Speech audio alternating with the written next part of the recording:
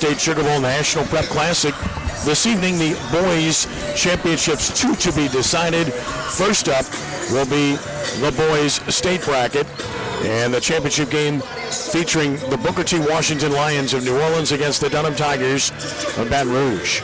And a pleasant good evening to you, Ken Trahan, along with the coach Bill Gallagher and David Grubb of CrescentCitySports.com. The gold bracket final, the state bracket final, I should say, featuring two teams that one has had great success recently, one has great success in the distant past, but back here in the present now making noise. The Dunham Tigers, power in Louisiana. They've made the state championship game now 3 consecutive years in Division III. Won it 2 years ago in 2018, and they're back again. Jonathan Pixley's done an outstanding job with this program, and they've got an excellent basketball team. And Dunham's got 3 players that certainly stand out. Of course, Carlos Stewart has been outstanding in this tournament. So is Chase Augustus, and Sal Wilson has been an excellent player for them for the last few years. Booker T. Washington Lions, under the direction of Kenny Allen, they come in 14-5. Dunham's 13-8, by the way. And Booker T. Washington, of course, the KIPP school, has really played good basketball. They've won 6 games in a row. And just looking at how these teams got here, Booker T. Washington defeated Endicott 55-41 in the opening round. Then they defeated West Monroe in a thriller 52-48, and then held off Sophie B. Wright 56-52 to get here. Dunham, on the other hand, wiped out Archbishop Rummel 67-29. Then they beat McMain 67-52, and then Dunham in a thriller beat Lafayette Christian earlier today 53-52 in a battle of powers to get here. Bill, obviously Dunham's been this team for the last few years. We've seen them; they've been outstanding. Yes, they have. They've really done a great job in the last few years. Jonathan Pixley, one of the outstanding coaches in the state, and Booker T. back on the rebound after an absence for a while. What I like about it is in a bracket that had a lot of big schools in it, big 5A schools in it, you got a 3A school and a 2A school that came through this bracket. So both teams obviously are playing well at this time. Well, they certainly are. And of course, David, where Booker T. Washington is concerned, tremendous past reputation. Won a state championship 4A title back in 1973 under Ted Washington, and the brand is back, but now so is the basketball team.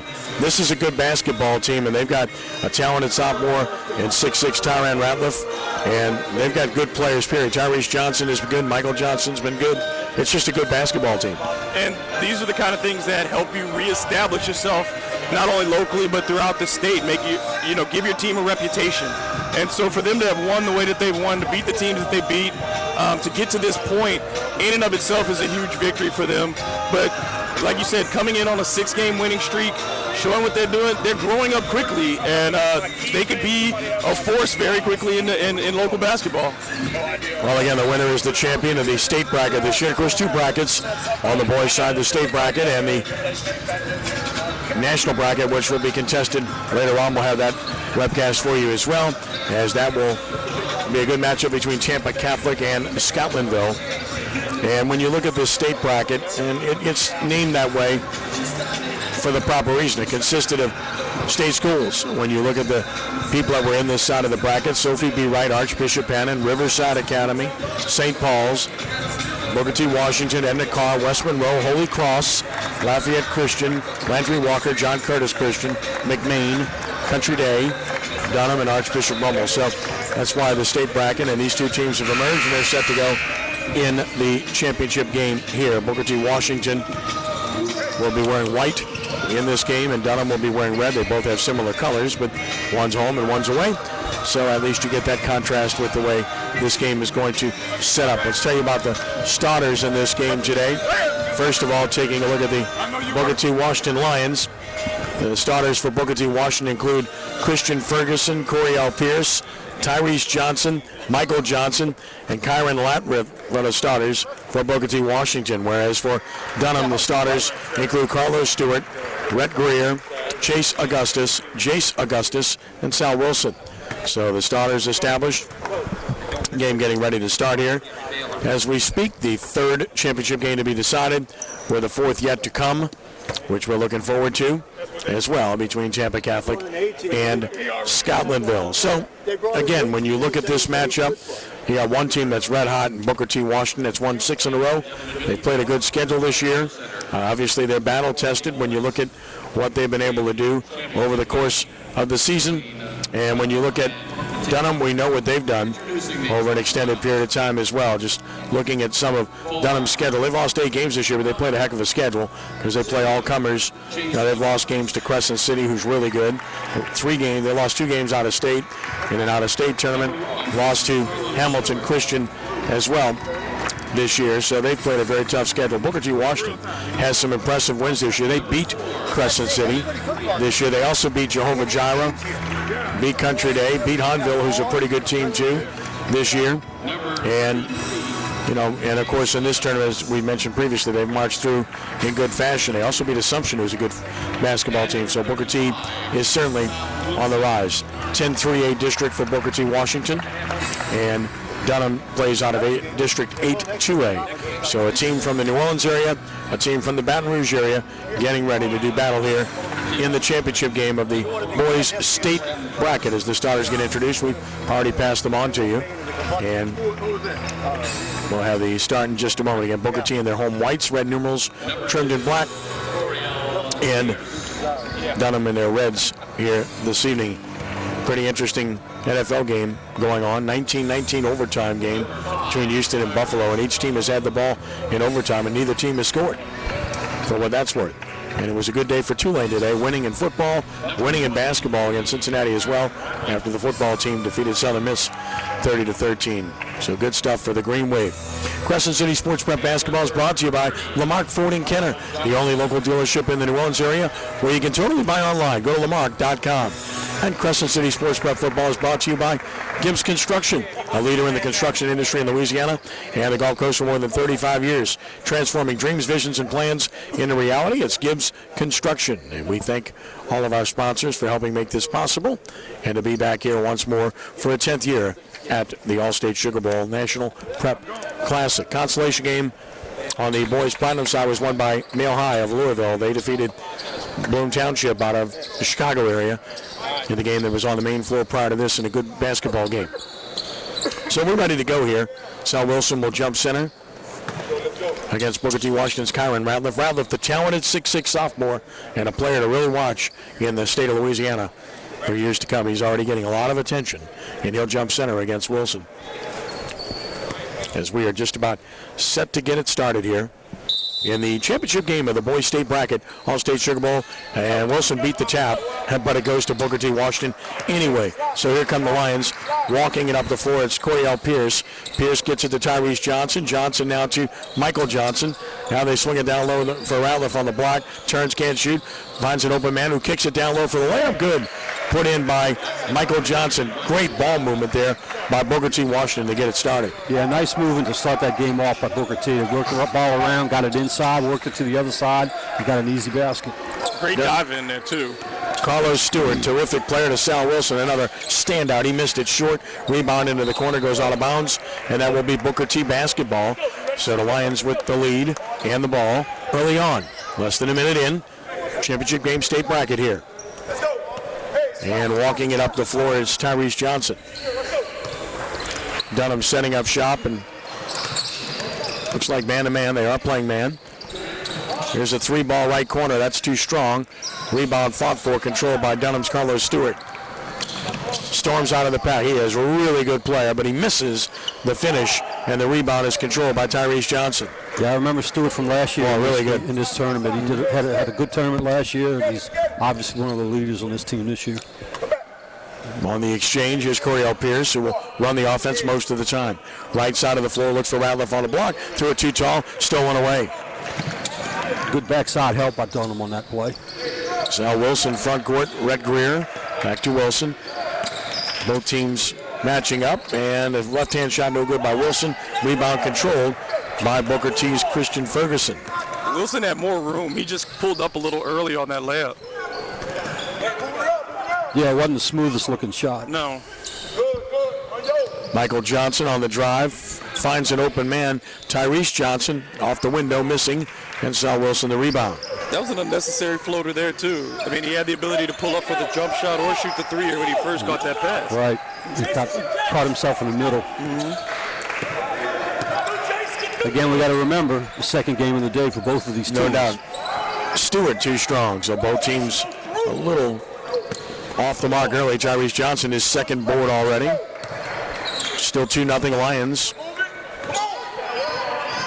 Michael Johnson got it. He's got all four for the Lions, and they're up 4-0 early on. He does not shy away from contact.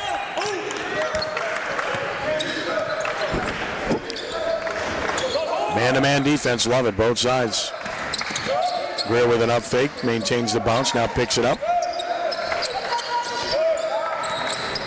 Chase Augustus to Sal Wilson, and Sal Wilson can't get it over Ratliff. Saved on the floor, and no, it wasn't saved on the floor, out of bounds. So Dunham will maintain possession. 4-0 Booker T. Washington at the 5:11 mark. He just got to be a little bit more decisive on both of those shots. He tried to halfway his way to the basket. Just go through the contact and let it happen. All the way into the backcourt. Legal. Jace Augustus runs it down to Sal Wilson. Guarded by Tyrese Johnson. He's gotten 3 shots off thus far, has not converted any of them. On the weave, nothing. Wilson off the fake, loses his balance. On the floor, loose ball, still loose. Dunham gets it. Stewart in the corner, trapped, has it taken away, jump ball. Alternating possession, Dunham. So they'll maintain possession here at the 4:49 mark of the first quarter. Slow start to this one.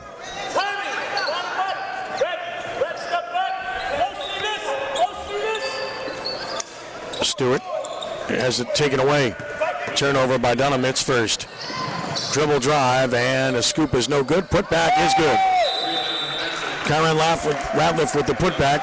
His first 2 of the game, and a good start for the Lions. 6-0 Booker T at the 4:41 mark, and a little bit shaky. Dunham on the offensive end, but you got to credit Booker T. Washington's defense as well. Booker T's played well on defense. They've played a lot. I was just getting ready to say, if this was a football game, time of possession would be in favor of Dunham right now, but they got nothing, absolutely nothing to show for it. Booker T came down, scored their first 2 buckets pretty much off the set offense, but that last one was off of a turnover, a fast break point, so they're getting points where they need it. And Booker T they're not able to get any, Dunham's not able to get any clean looks right now. They've tried to go to the basket, and they've got stopped. They're trying to move the ball, and they're not getting any penetration off the dribble. So they've got to figure out something to get Booker T to move.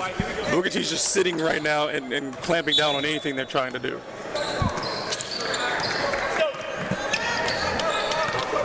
Dunham trying to get its act together now.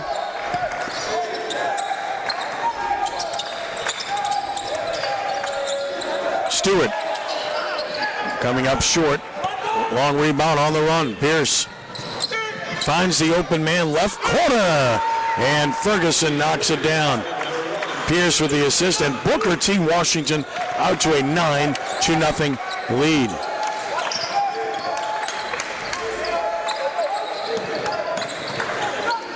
Stripped away, loose, out of bounds. Dunham will keep it. Well, non-competitive Brother Martin tournament. Brother Martin 43, Higgins 16 at the half. Ouch. Brother Martin's got a good team. I'm just not sure how good because competition hasn't been very stout. Yeah, I would say their strength of schedule is a little bit. But they're good teams. But they're a good team. Just don't know how good yet. They can get at you from a lot of ways. Nice rebound and a block, but a foul. Are they the Clemson of local high school basketball? I hear you. I know you're good, just not sure. Yeah, I would have to agree with that. Yeah. Well, they got a really good freshman. Brother Martin does. They're a really good senior. They're a really good senior, and they got Delord's doing a nice job up front. Delord and Randler, they're both juniors, so they're Both playing well. Big men are juniors.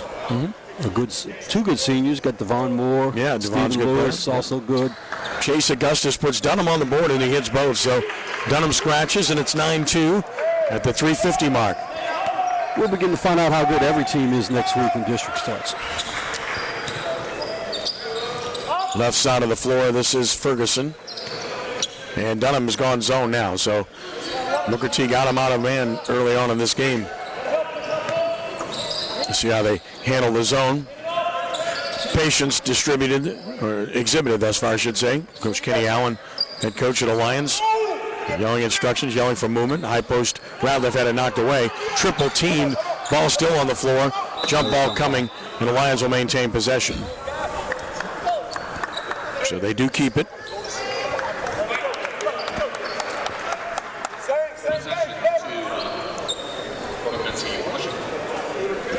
It will be Tyrese Johnson to get it inbounds. Let's go. Hey, run flow. Let's go. Look at it, Chris.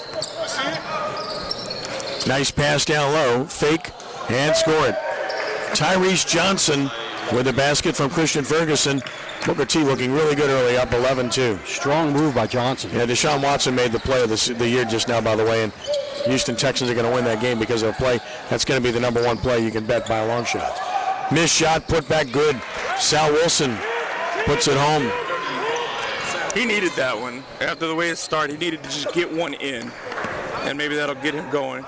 Dunham needed that one. Yeah. Again, the zone. Booker T showing a lot of patience here.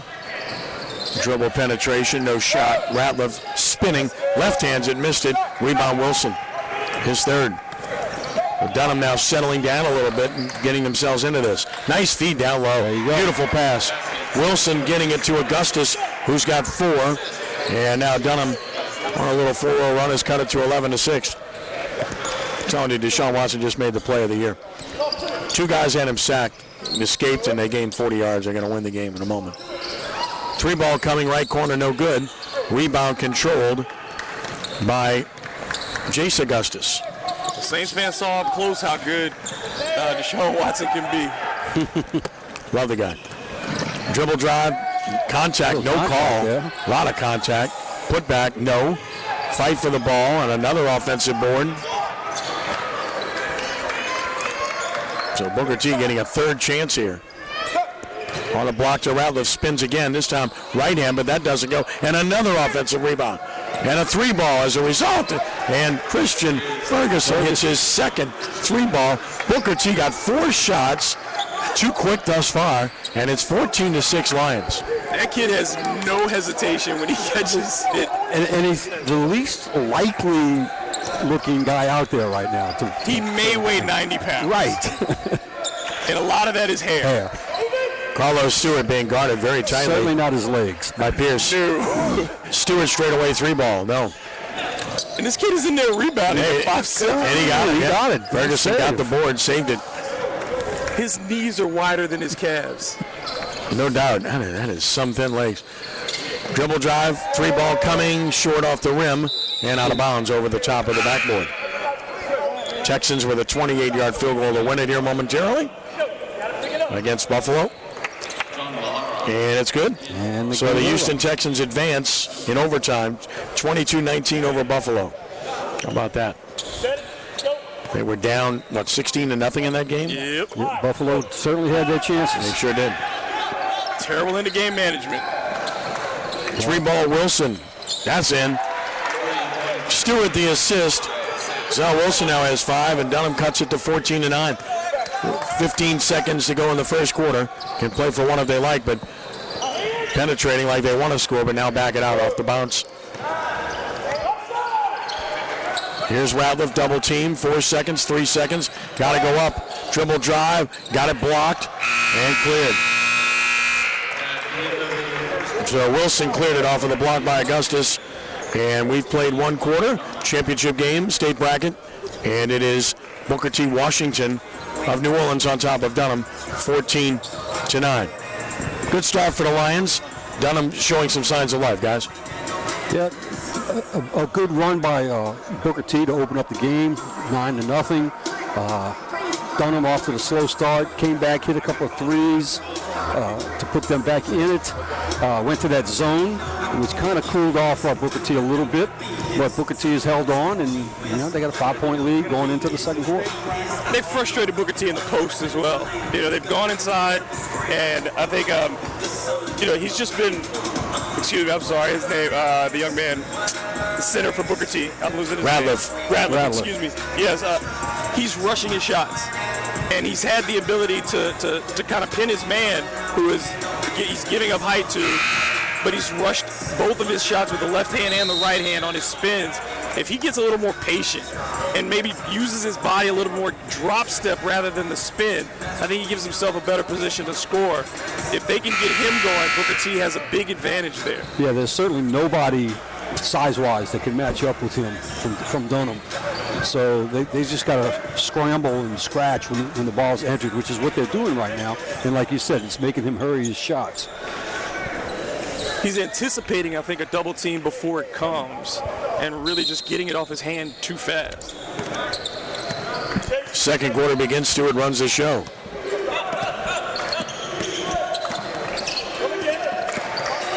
Good man-to-man defense and great drive by Stewart. Oh, it just won't go. Bothered by Ratliff, goes out of bounds. That's a good matchup out high between Stewart, guarded by Pierce, who's a fierce defender. That works. Pierce is fierce. Yeah, sure. Seriously? Yes.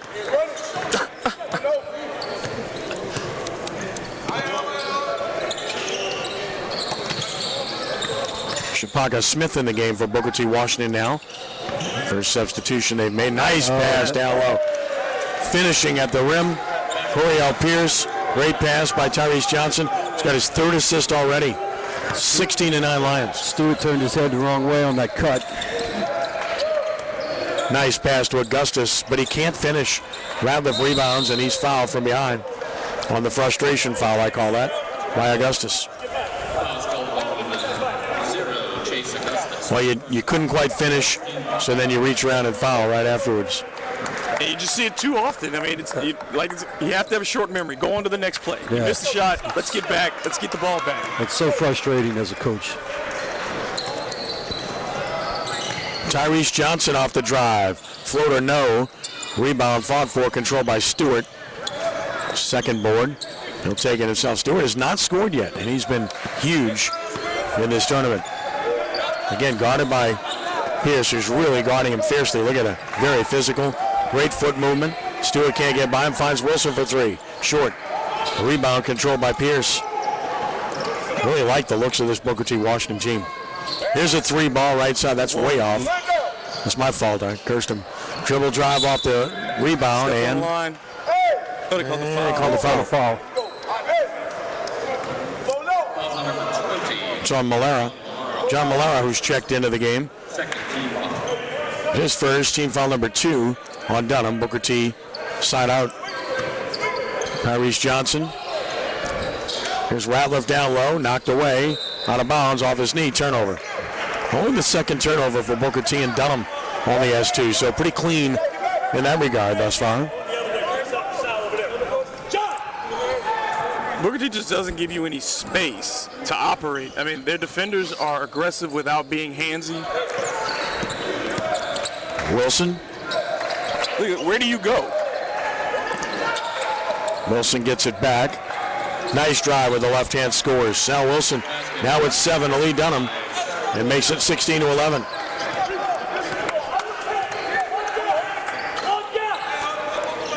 Pierce. Johnson left up and 1. Great move going to the left hand, drawing the foul on the process from Jace Augustus. His first, team's third. And a great opportunity here for Michael Johnson. Chance for the three-point play. He's got 6 in the game already. Trying to buy number 7 here momentarily.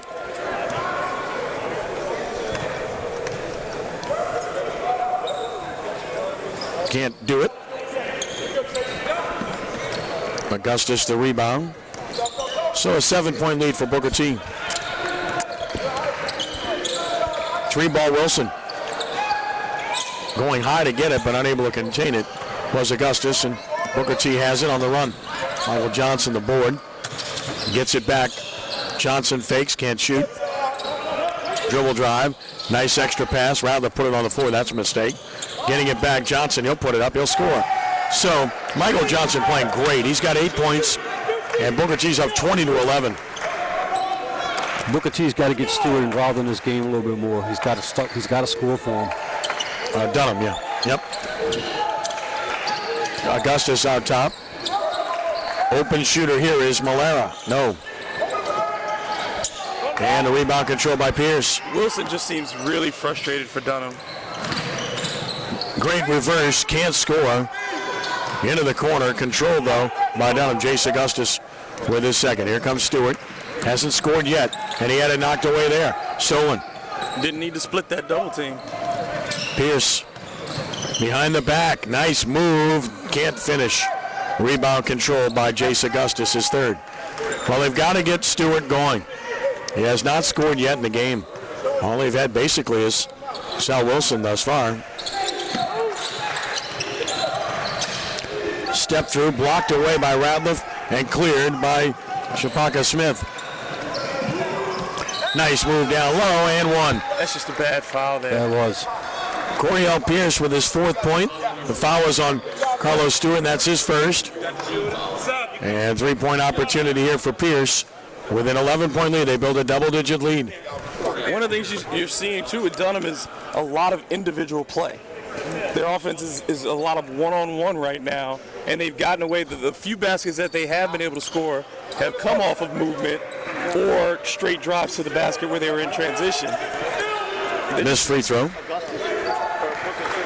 There's too much work. It's too hard right now for them. I mean, they're running an offense, but Wilson way off. And a good rebound here by Tyrese Johnson, his fifth board already. Nice pass to Ratliff. He'll finish. yeah, they've got. Pierce the assist. Ratliff finishes, and Dunham badly needs time out here. Booker T. Washington on an 8-0 run to take a 24-11 lead, and they're looking the part of a really good basketball team. Yeah, that was a sorely needed timeout that Dunham took right there. Really impressive. Coach came in and checked it 3 times. So 3:45 to play in the half, 24-11. Booker T in control here. And you have to like the way they're playing on both ends, David. Yeah, I mean, you're seeing them, especially defensively. That's been the most impressive thing to me is they're not giving Dunham any room to initiate an offense. They're taking away the ball handler at the top, and then there's no passing lanes. They're really forced to operate almost in a telephone booth, each ball handler. So I think they've just taken away options for Dunham and not allowed them to find any rhythm. The offense is going to come. I mean, their shots have not been particularly great shots, but they're getting so many opportunities off the rebounds, off the offensive glass, and getting those second chances. And then you get the 2 big threes from the bench. They're getting enough, but the defense is what's carrying them right now. I think we're going to have some type of We're looking at violation. we're looking at numbers and making sure we're trying to make sure that numbers are correct here, because Booker T. Washington has a number 0 that they have had to check in, and we don't have a 0, and neither does the official book. And if that's the case, it's going to be a technical foul. So, looking at the book, The tournament. Right there. This was your thing? Your guy so now they're talking that over about the roster here, and the official book doesn't have a 0, and I don't have it on mine either, but I'm getting it basically from the book. So being discussed here, Coach Kenny Allen's here discussing it with the officiating crew, and that's their job. If you have a number that checks in, it's not in the book, it's an automatic. So they're making sure that. Okay, so who am I giving 0 to? All right, let's see here. Number 12 So now be 0. Number 12 is David Younson. He is 0, we're being told. So number 12 is 0, and there will be a technical foul as a result. I got a left, that's 12. I just looked, there's 2 12s in there. So Change the other one. Okay, we're going that's 0. it will be Stewart at the line. So Younce is 0, We right? have a 12 too. Okay, we can add the 12 to it. He hasn't played yet, so that's All right, David Younce is wearing 0. He's on the floor. Technical foul enforced. Carlos Stewart was not scored yet in the game, and is their leading scorer. Now has scored as he gets the free throw. And he'll get another one. And he'll hit that. Maybe that will get him going. And they get the ball. And they get the ball. So Dunham breaks the skid, the 8-0 run. And let's remember this, if anything changes in this game, because Booker T. Washington was clearly in control. Still up by 11, but this could be a 4 or 5 point swing. And it is the responsibility of coaches to provide the correct numbers and names associated with them. 12 is Webb. They're players. 0, 12 that we got in the book. Wilson to the hole. Can't finish inside. Tip up, no good. Tip up, no good. Rebound saved on the floor. He's got to be 2 for 9 now. Something like that. 2 for 9, 2 for 10. He's just struggling. He's got 7 points. He's the only one scoring for them. 24-13. Good ball movement by the Lions. Antrell Harris to Radliff. Back out high. That's Younce. Dribble drive. Floater good. Well, we know who he is now. David Younce, and he's wearing number 0. That's the other thing with Booker T. They're just pulling guys off the bench here. Christian Ferguson hit 2 threes, and he hadn't been back in the game since then. Love the way they're playing, though. The ball movement's great. It's crisp. Love their man defense. Look at it. Very aggressive. Stewart trying to get going. Beautiful shot. Now, he's now got 4, so he's awakening. And it's 26-15. Of course, remember, Pierce was on him before. He had a different defender on him there. Tend to notice those things, right? Yep. Younce. Yeah, the offensive player, that's what you pay attention to. Pull up from 12. Chip long out of bounds, and Dunham has it. Didn't follow through on that shot. Kind of darted it up there. Crescent City Sports Prep Basketball is brought to you by Lamont Ford. Huge things are happening at the big store in Kennewick, including a huge selection of pre-owned inventory in the brand new indoor showroom featuring all makes and models. Come see our remarkable deals and service. Stop by or go to lamarck.com. Dunham ball, 2:26 to play in the half, trailing Booker T. Washington by 11.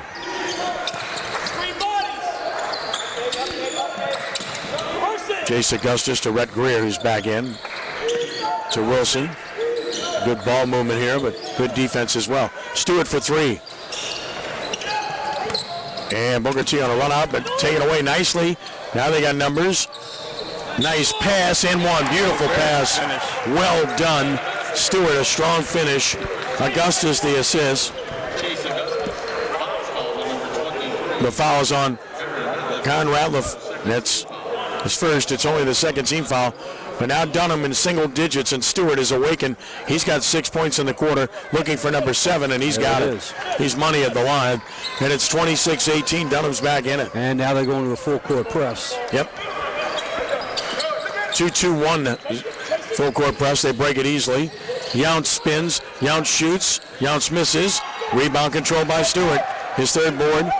And here he comes out of the pack. Crossover to the sack. He'll score. He's feeling it now. Stewart with 8.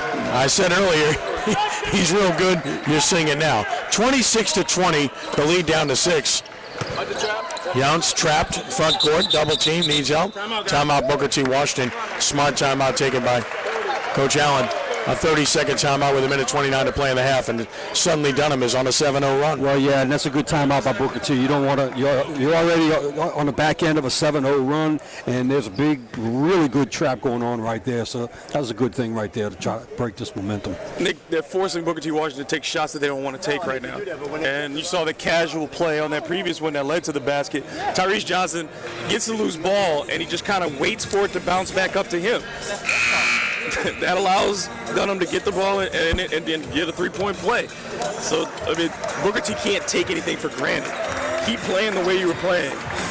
And now they've got to adjust, like you said, to that pressure. Well, the other thing is they put Coriel Pierce back in, and Pierce was the one that had Stewart scoreless for about the first 10 minutes of the game. And as soon as he went out of the game, Stewart took over. They bring back the sniper, too. They bring back Ferguson, yep. Brother Martin, 61, Higgins, 31, going to the fourth quarter. Exciting game. Yeah, really. Glad we're here. With all due respect, I'm happy for the Crusaders. The front court, looking down low. Ratliff, they double him every time, and they steal it. They're doubling down on him every time. They really have neutralized him. They have. And there's no snap on the entry pass either. It's floating in each time. Which gives a second defender time to react. Right. Dribble drive, clear out, put up, blocked by Ratliff, and a push against Dunham. So Ratliff got that one. The foul's going to be on Jace Augustus, which will be his second personal foul. Team foul number 4. At the 103 mark, 6-point lead for Booker T.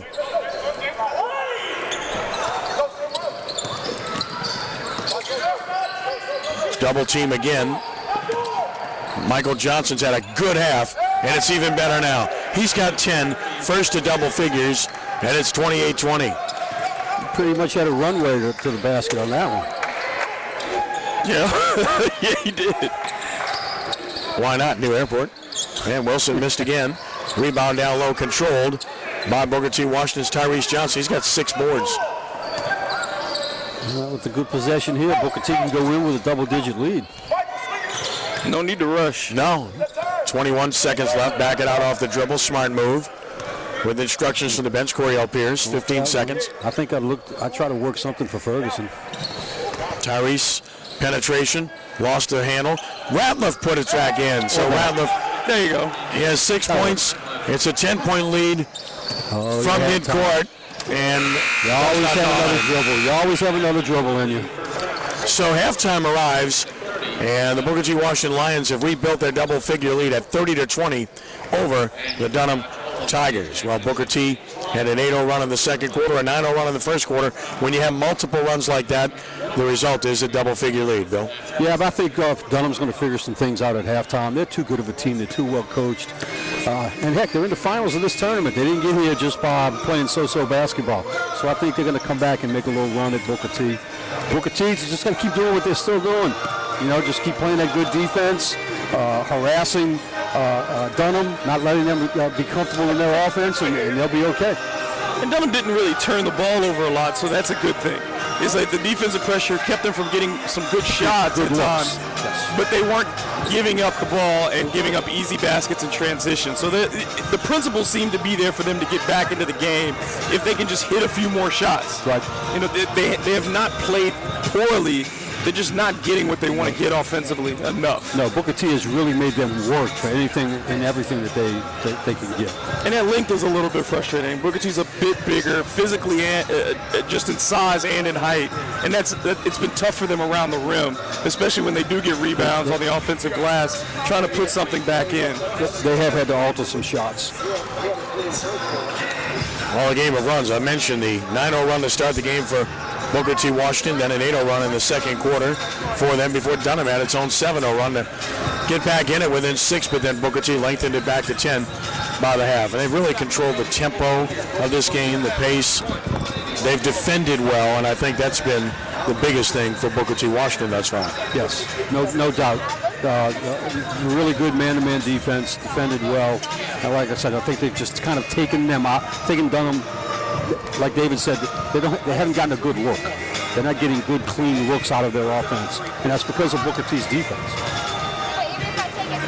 But they did get Stewart to go downhill in that second quarter, and he got some space. He's not afraid of contact. He's physically, you can just see he's got the strength to go through contact. It's just that he needed that space, and when they were able to do that, he's able to finish at the rim. Yeah. Once he woke up, you could see the whole tempo or the whole attitude of Dunham kind of woke up a little bit once Stewart got on track. Somebody's going to have to hit an outside shot for them, though. That's true, yeah. That's one thing. Somebody's going to have to hit a couple of threes to give them some balance. Well, you look at their big three, and Stewart got it going with 8. Wilson's got 7, but he hasn't shot it well. And Augustus has 4 points in the game to this point, so that's been the story. Their 3 big guys are the only 3 players that have scored for them. They've had no one else score. That's tough to overcome. If you can't get everybody involved into scoring. Unless you've got a guy who's just better than everyone. Well, conversely, the Lions have 6 players that have scored. And I guess I'm showing my age, but every time I keep saying Booker T, I keep thinking of Booker T and the MGs, so I can't get past it for whatever reason. So this keeps going on. I know I'm going to say it sooner or later, so I just figured I'd get it out right now before I messed up on the air. So.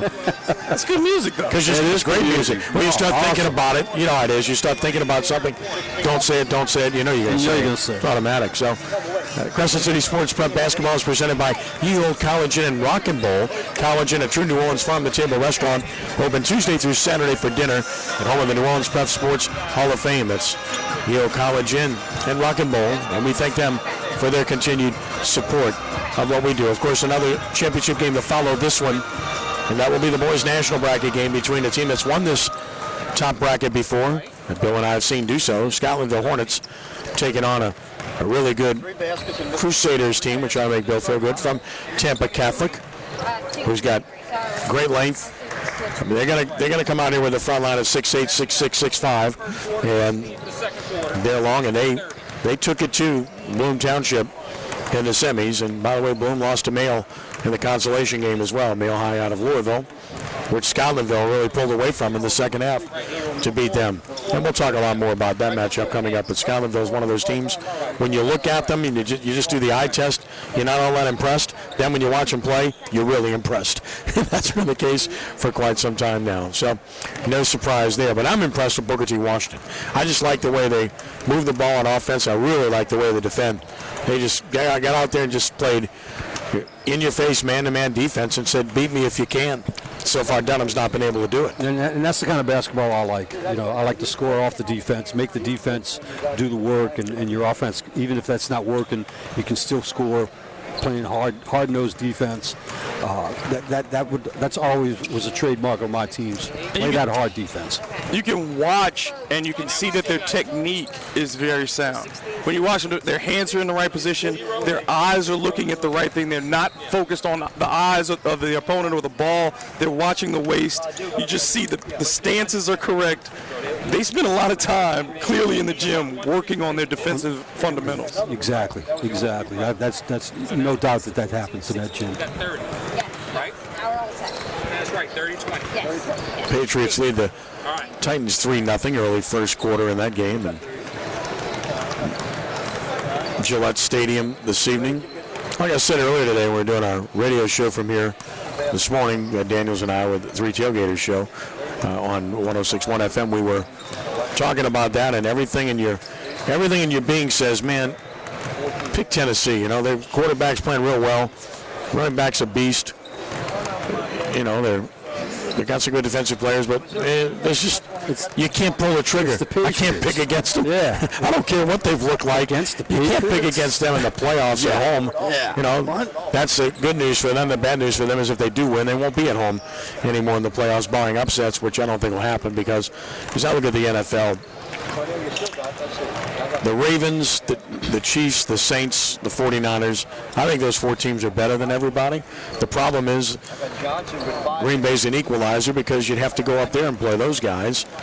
But Green Bay can't beat San Francisco. San Francisco killed them a few weeks ago. Saints can beat San Francisco. The problem is Saints have to beat Minnesota and then find a way to beat Green Bay before they frozen tundra first.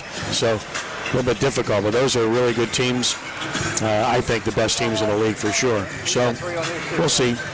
And, you know, and the Patriots, you know, what are you going to say about them? You're innocent until proven guilty, right? I think, you know, you have to go that way, although they just don't have anybody that can really hurt you.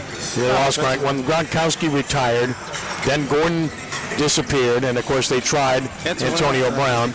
I mean, Edelman's a nice player, but he's not a number one. He's a good number two guy, dependable, solid route runner, can catch the ball. But if he's your number one, you know, you're going to have issues. They don't run the ball particularly well. No, they run it decent, not well enough. And Brady, the last month and a half of the season, was very ordinary.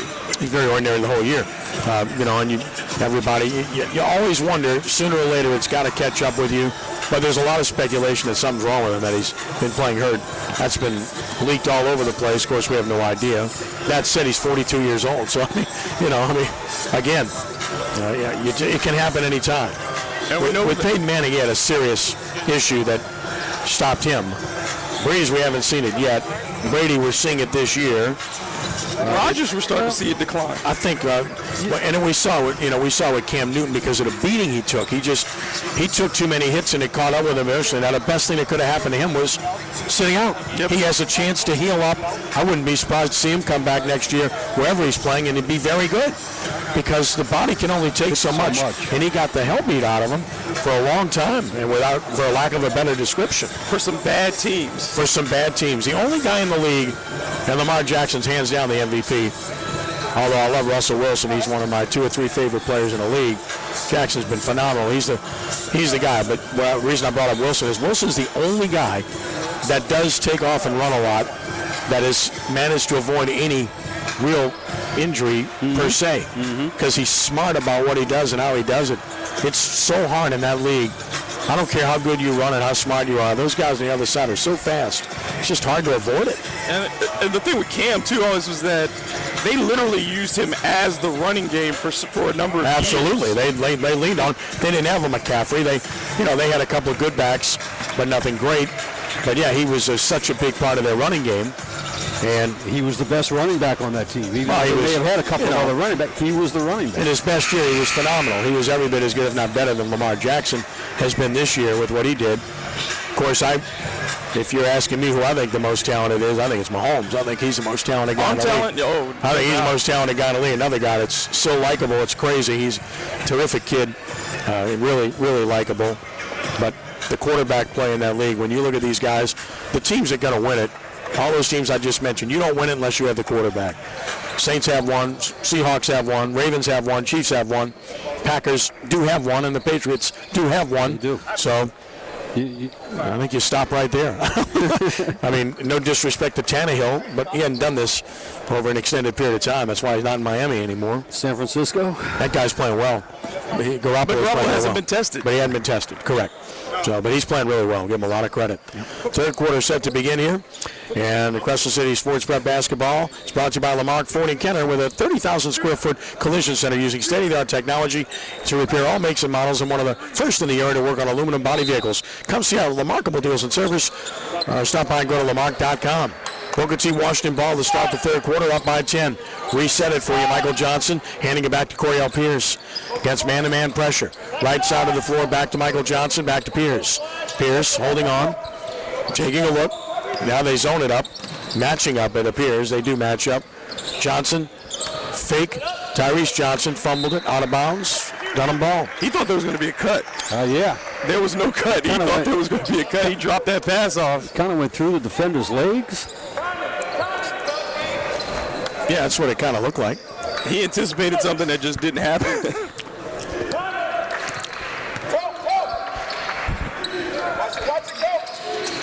Here's Carlos Stewart. Left corner. Look at Pierce's defense. When he's been on him, he hasn't been able to score. Pierce is a fierce defender, as I said before. Off the pick. He found space there. That's all he needs. He's really good. He's got it going. 11 points now for Stewart, and it's 30-23. Well, that's the thing to do. Set a pick for him. You want to get Pierce off of him. That's how you get him involved in the offense. Yeah. What did Gale Sayers say? I need 6 inches of daylight. That's it. Faked it, took it, and he who hesitates is dead. There you go. Rebounded by Jace Augustus. Well, you got that look right away. You take it instead of hesitating and then taking it. Jace Augustus. Greer. Wilson. Jace Augustus backs it out. Saw Radliff, wasn't going to challenge him. Wilson inside, great pass. There we go. 5-point Nice game. finish. 2-possession game. That's how you come out. You make the adjustment. Well, they're just running that motion offense. That's what they were running in the first half. They're just setting better picks. So Augustus scores. He's got 6. Dunham is within 5 and looking good. Here's Radliff. They double him every time he catches it on the block. He identifies it, jump hooks it. It doesn't go in. Good rebound and a really good stick back by Tyrese Johnson. Physical, strong, and finished. That was really strong there. A lot of determination on that shot. Wilson, dribble drive. Oh, what a move, but he Left can't it finish. short. Radliff rebounds. Did everything but finish it. Right corner, Ferguson in the lane. Nice pass, put up and in. Strong again. Michael Johnson with 12 continues to lead the Lions, and they're back up 9. And he's doing almost all of his damage right around the rim. He can finish. Stewart behind the back. Here stays with him. The man defense, Tyrese Johnson's man defense on Wilson has been exemplary too. Stewart over the top. Nope. Rebound long. And it's controlled by Radliff. His 5th board. On the run. Penetration. Open shooter, but he stepped on the out-of-bounds line. Turnover by Booker T. Washington. Only their 5th. We've only had 8 turnovers in this game. So cleanly played in that respect.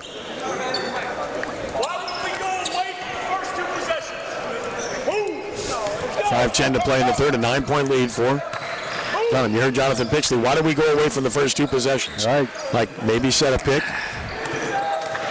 Well, they came And there you go. That's a back down turnover, easy. Going the other way, and the layup is good. And it's an 11-point lead just like that. As Pierce finishes, he's got 6. Lions on a 6-0 run. You know why you go away from those first two possessions? Kids. Yep. Kids. I mean, Well, they came out of the locker room. Okay, you got a nice adjustment. Another turnover. Instead, things are going the other way now. You fought yourself back within 5, and now. Right. how many times has my wife looked at me and said, "Why did you do that?" Yeah. Yeah, same here. And my answer is, well, I don't know, because it's me. You should be used to this by now. Exactly. That's not the way we do it. Oh, yeah. Well, I just thought. Look at that one rattling in. Tyrese Johnson with 6, and it's 38-25, and that's an 8-0 run. Yeah, at some point, the wife just says, all right, until you are 35 years of this, I got it figured out now. Nothing's changed. I say, yep, that's right. Yeah, that's become my answer. Thanks for understanding. Smart time out here because this one's getting away. 13-point lead now. Yeah, like we heard Coach Pixley say, why did you get away from those first two possessions? They just got away from what got them back into the game, and now they really have themselves behind the 8 ball. They're not a one-on-one team. That's not going to get them the victory tonight. No. So why did they start doing that again? I know. He's asked. That's all he's asking. He didn't run. He didn't bring the chalkboard out. He didn't write anything up. They know what they're supposed to do. Do it. Make contact with somebody. You have to. A screen is not a screen if you're not going to. It takes all 5 of you to run your offense. But I mean, I just love watching the way that they get down in their stances. It's just beautiful. Every one of them. Dunham out of the timeout. And another turnover out of the timeout. 3 in a row. Great pass. Finish. Can't do it any better than that. Beautiful pass by Johnson. And Pierce finishes.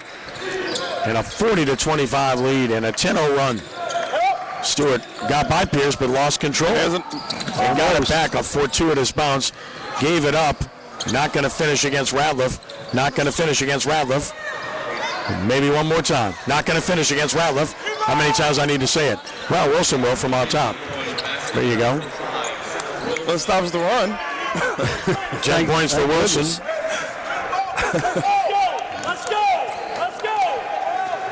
And it's now a 40-28 game as Wilson makes double figures with 10 points. So Stewart with 11, Wilson with 10. They just don't have much else. Only 3 players have scored, as mentioned, for Dunham.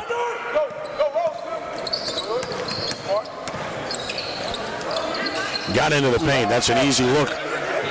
Putting it down is Michael Johnson, who leads all scorers with 14. And a 14-point lead appropriately. Wilson for 3 out top again. Looked good out of his hand, just didn't go down. And Ratliff the board. He's got 6. Lions have really controlled this game. Nice dribble drive, Pierce. And got the foul. Great job. Wilson will be whistled for it, his first. Brother Martin wins its own tournament, 73-35 over Higgins. And the freshman Skillman had 14 points. So did Small, who had 14. Buck Randlett, the MVP of the tournament, 11 points, 10 boards. First free throw good by Coriel Pierce. There you go again. Everybody go back. Yep. So the Brother Martin record now is 18-2. There you go. Pierce with his second, that's good. Pierce in double figures with 10. And it's 44-28. Wilson gets picked up way out high. Again, that sticky man-to-man defense. Nice penetration, creates a wide open opportunity here. And again, can't convert. Nobody else can score for them. Ratliff rebounds. Can't get a better look than that. Knocked away, picked up, blocked by Stewart. And a whistle. And I think we got a timeout call. Yep. I think too that Booker T has not settled they have the lead, but they're continuing to get into the paint to create their opportunities scoring-wise. Yes. And, a lot of teams will start trying to see, hey, what can I do? They're continuing to stick with their game plan. Right. Go inside, go inside, go inside. Sometimes you might see a little more one-on-one. We got this game. Let me see what I can do. Haven't seen that. And certainly defensively, nothing has changed. No. It's just incredibly active hands.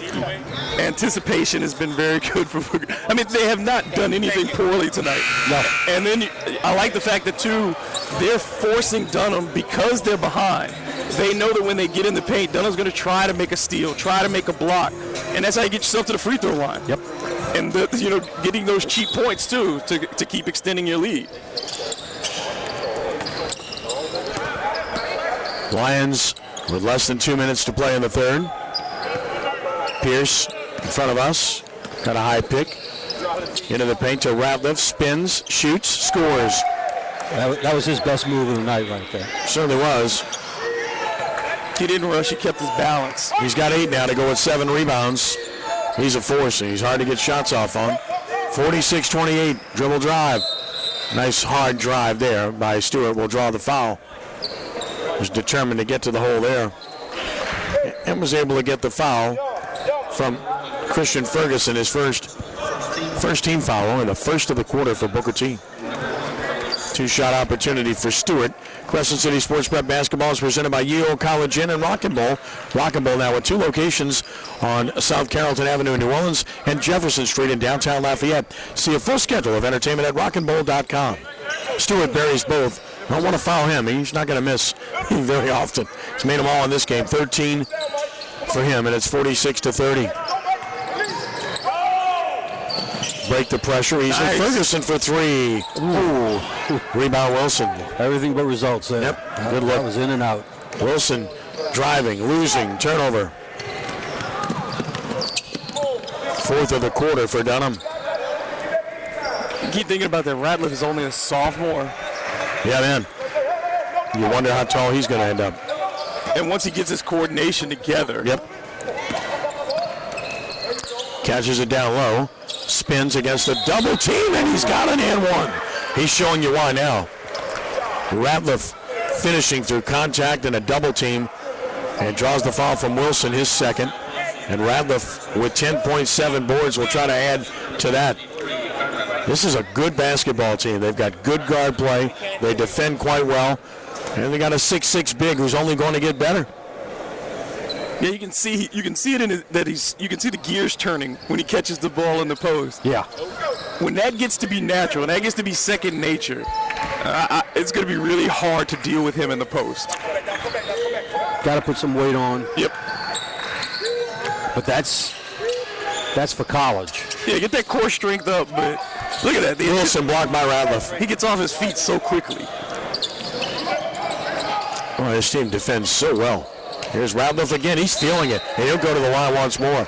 He called for the ball, but what I like was he blocked the shot on one end, ran hard to the other end, posted up, wanted the ball, got it, and now he's going to the line. I really like that. That's what you preach to a big guy. If you run, you get the rebound and throw the outlet, you run down the floor, we'll get you the ball back. Yeah, they continue to get these easy points that extend the lead. Force them to play you. You know you have the advantage inside. Make them reach, and you get to the free throw line. Nice touch, got the first. Ratliff now with 11 points and a 19-point bulge. Nicely done. Boy, that's a good stroke, David. It looked really good. 50-30 lead. Substitutions for Booker T, as they've got Lance Carter on the floor, number 20, coming in. David Younce is checked back in. 20 seconds to play in the third. Just buying a little time for guys right here. Yeah. Final possession of the quarter in all likelihood. Just look at this. Look at how they're all focused. They're all ready. Nice. Wilson will get to the line. The foul committed by Kentrell Harris. He gets a foul, but all 5 of those defenders were aware of their responsibilities and knew where they were relative to the ball. That's discipline you don't see a lot in high school basketball. Nope. Wilson way short. Boy, he's just had a tough shooting game. 10 points, but he's had a tough time putting the ball in the hole. Box out. Get shooting, Dave. Got 1 of 2. He's got 11 points. 4.7 seconds left in the quarter. 2 seconds. 1 second for 3. Well, it was online, but off. And at the end of 3 quarters, 50-31. It's Booker T. Washington, New Orleans in control over Dunham. And as we continue to say, very impressive, Bill. This game got out of control very quickly in that quarter. You thought right at the beginning that Dunham had made some adjustments, and it looked like they did. They ran their offense much better and scored quickly twice in the first 2 possessions. And then Booker T just continued to be relentless and made their own adjustment to the adjustment. and now we're looking at a 19-point lead. I mean, the adjustment really was, like you said, do what we were doing. Yeah. And Dunham's adjustment was, What are they doing? run the offense properly, and then all of a sudden they went away from that. And once it did that, it kind of just snowballed for them. Every possession. They've never gone back to those first 2 possessions. The rest of the quarter, they never did. There's a lot of one-on-one basketball. A lot of guys who shouldn't have been taking shots. And then the people who need to make them haven't been able to. And unlike the 2 girls games that we did before, where you could say, girls, you gave me your best effort. Coach Pixley is going to get back to his guys and say, guys, you did not do what you were supposed to do. I know it was your second game, but you just quit running. Quit running the offense. You quit doing what has been successful for us. So that's a concern that Dunham has to look at. If you're going to lose, play your style of basketball. Yes. And they've not done that. No. 50-31, Booker T. Washington in control here. A lot of pressure on him now. Stewart gets the roll. Got into the paint that time. He finishes, and he has 15 points. And it's 50-33. Again, their problem is they've got no other sources. Somebody's got to come. Somebody else has got to step Yeah, up. they got one guy with 15, one with 11, and one with 6. That's it. Nice pass, nice lean. Trying to avoid contact, but they call the offensive foul anyway. Well, it's a great jump to avoid contact by David Younce, but they still say no charge. Offensive foul on Younce, his first player control foul. Gives the ball back to Dunham. Booker T was a little bit indecisive at the start of that press. By the way, Tennessee 7-3 over New England. Late first quarter, although New England's first in goal right now. Here's Stewart. See, he doesn't even hold the contact on the screen. Cannot finish the shot. And the rebound out of bounds to Booker T. Washington. Again, that shot looked like it was online. Just one of those nights for Dunham. Yeah. His man's got to make contact, though. He did a swim move on the screen and didn't even slow down the defender. Give him a little bit more space. Back it out now. Smart move. Again, this team they look well coached. They look like they know exactly what they want to do. Crisp with their ball movement and their cuts, and they play defense. Other than that, I don't like anything about them. They're in no rush. Why should they be? It's Keith Hampton in the game number 3 for Booker T. Washington. Here's Younce. So you got a lot of different players on the floor. Dribble drive. But I look at this finish. But that speaks again to the fact that Coach Allen has confidence in his bench. Hampton gets his first score of the game. He'll go to the line with a chance for the 3-point play. And the start of the fourth quarter is critical in that you don't want to give them another quick run like you did out of the start of the third and let them cut in the lead. So if you have enough confidence that to go into your bench and you're seeing them produce right off the bat, that's a good thing for you. Yeah, no. Malaro the foul. And the 3-point opportunity not good. Augustus the board. 52-33. Wide open 3. And again, nobody else can score for this team. And Shabaka Smith rebounds. Younce in the corner lost it. Out of bounds. They're going to give it to Dunham. Turnover Booker T. Washington, only their 7th. And we'll get a substitution here for Dunham. This is going to be Charles Romer checking in, replacing John Malaro. So Dunham's had a hard time scoring off of their offense. And I recall very few times where they've been able to score off their defense either. Right. So they really have not played much of the game. Just doing that. That is a strong move, but an offensive foul. He got the basket, but take it away. Stewart called for the player control foul. Shapaka Smith took the hit, and it paid off. Second foul on Stewart. 6:28 to play. It's Booker T game. They've been in control. 52-33. Kentrell Harris. Lance Carter. Yep. And this one out of bounds turnover as Hampton tried to penetrate. And we might see some starters back soon. he had 3 turnovers in the quarter, or maybe not with a 19-point lead. He might want to look at people. Nice working margin right now. No threat from the opposition. Wilson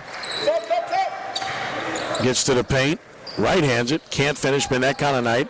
Put it back up. Still can't finish, but he will go to the line. Some nights it's like that. Ball just won't go in. Kentrell Harris the foul. His second, 4th team foul. Wilson free throw is in. You don't have any options. If you only got 3 guys who can put the ball in the basket. That's why I'm looking for some scoring off my defense. You know, make a steal. Steal and inbounds pass. Got them both. And try to score off the defense. 13 for Wilson. 52-35. 6 minutes left. The Trap's not yielding turnovers. Well, it's not a very aggressive trap. Look at that. Great crossover move. Oh, just won't go. Rebound long into the corner. Given to Dunham. Here they come. Here come the paratroopers. Here come the studs. Give them another minute or 2. They got a nice blow. The reserves got some nice time and keep the lead at 17. They're just going for breaking the hope now. Just let's end it. Right. Get your starters out too. Let's 7 rebounds and 4 blocks. Well, you know, if I'm Booker T, I don't call the horses off until they call That's what I'm Dunham saying, calls the horses off. Until Dunham pulls their guys like, okay, You know? you want to play a game, we'll play the game. Right. I mean, we're not going to just stand there and let you come back. So Again, Wilson can't finish, but on a putback, it's in. Chase Augustus, he has 8 points. And it's 52-37. They are really good handling the basketball. Look at that finish. Oh my, what a great finish that is. Should be an and one. yes, As he avoided the contact sliding left. What a brilliant play. The foul's going to go against Chase Augustus, his 3rd. And it's Coriel Pierce at the line. He's in double figures with 12 and a chance to add another here. All right, Pierce, on the all-tournament. Having one of those Drew Holiday type games. What's Pierce's first name? Corey. Getting to the rack, defending the ball. Puts it up, puts it in. Pierce with 13 points. And it's 55, or is it 50? Is that right? Yeah, 55. 55-37. Ball goes out of bounds and a turnover at Dunham. It's just not his night. No. It's not their night, period. New England scores. They lead 10-7 over Tennessee beginning of the second quarter. Pretty good game thus far there. That's 3. I give you another. The fumble went out of bounds. That's a rare mistake on the part of Pierce. We haven't seen much of that. really busted that. I think he did. He busted the top one.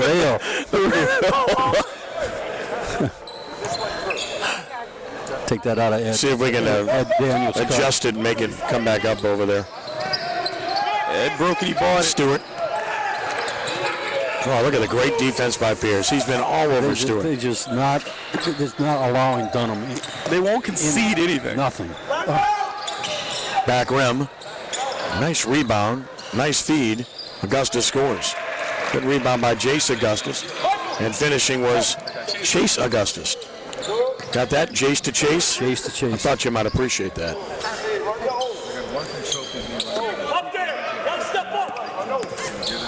55-39. 4:15 to play.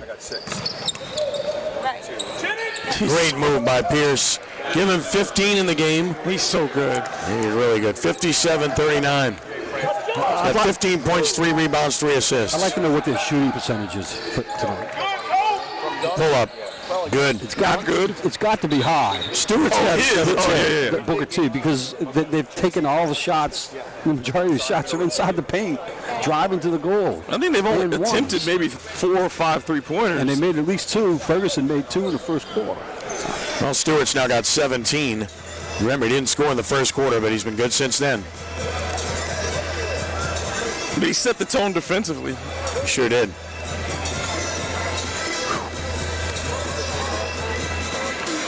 Stewart's got to feel like a one-man island though right now. It's just he's been consistent in his effort. He's been able to get himself some good looks at times, but he just can't get any help. Nothing.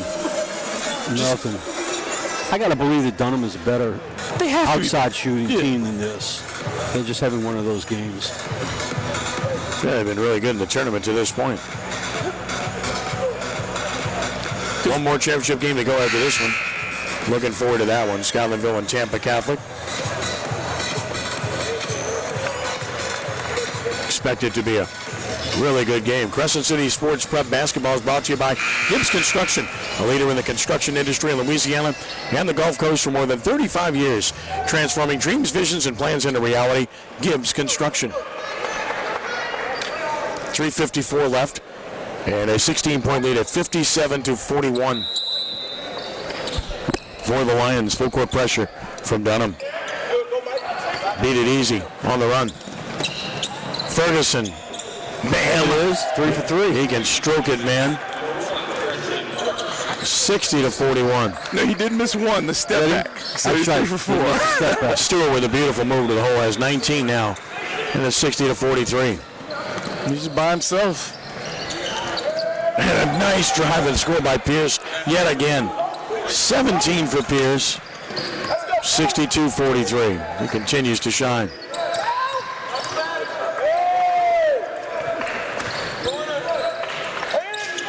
Wilson, there it is.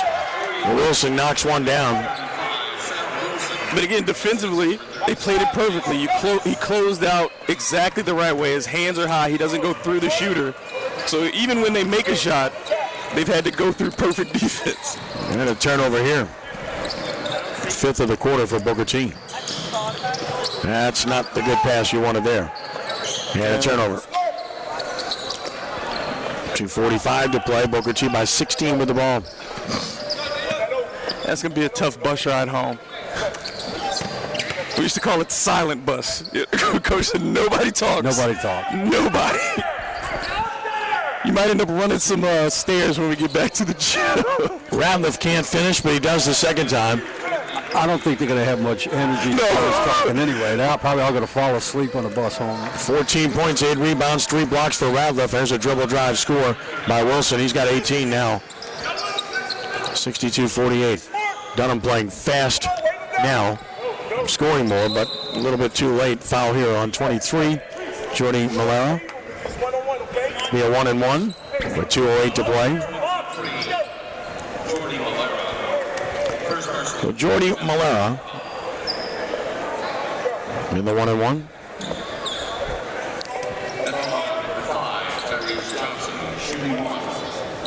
So at the free throw line is Tyrese Johnson. And hits the first. I think it's safe to make your subs now. Yeah. Good pull. 65-48 with 2:08 left. 7 points for Tyrese Looks like Johnson. he's getting him up off the bench. 2, 3.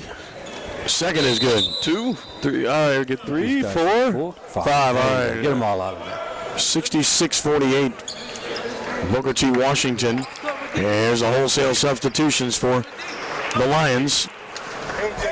Dunham not reciprocating. Stewart will come the other way. There they come.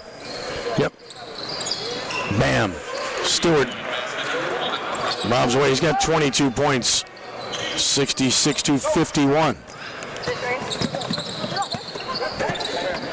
And he just got off that rough start in the first quarter. This could have been a 30-point night for him easily. Well, he's that kind of player.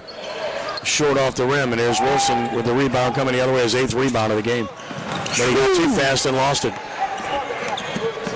And smart move here by Hampton. And now he's hit. That foul's going to work against Jace Augustus, his fourth. Another 1-on-1 situation, and there's a substitution coming in. 34, Beckett Pricer will be on the floor for Dunham, replacing Jace Augustus. Crescent City Sports Prep Basketball is brought to you by Lamarck Ford in Canada now with an all-new 12-bay quick lane servicing all makes and models for brakes, tires, oil changes, and more. Come see our remarkable deals and service. Stop or go to lamarck.com. Free throw good. Keith Hampton with 3 points all here in the fourth quarter, making it a 67-51 game. Hampton another. Good once again. Give him 4. 68-51. Booker T. Washington in command. Have been the whole way. Stewart for 3 from Wilson, and he's in and out. That's a tough rim over there. We said it all day. Hampton rebounds. Yeah, but I don't think it's a factor in this game. No, but it's been that way the whole day watching in all these games. Stepped out of bounds, turnover to Dunham. Booker T does have 6 turnovers in the fourth quarter. But they've also had a lot of subs on the floor. Quite a bit to begin the quarter and obviously to end the game. Wilson had it knocked away. Stolen. Partially blocked. Nice rebound and a foul. That's a reserve who wanted his opportunity to score. I got to get my name in the box. He was taking that shot no matter what. Shapaka Smith.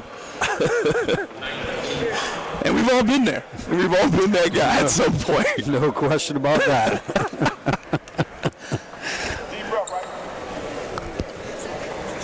Free throw good.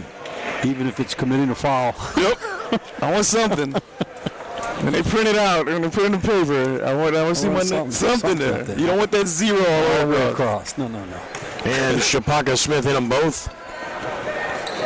And the lead is 19 again. Less than a minute to play. Just playing this one out now. Again, a in and out shot. And the rebound controlled by Shapaka Smith.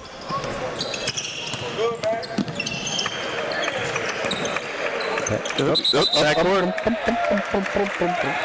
Didn't want to do that. So that's 7 turnovers in the quarter for Booker T.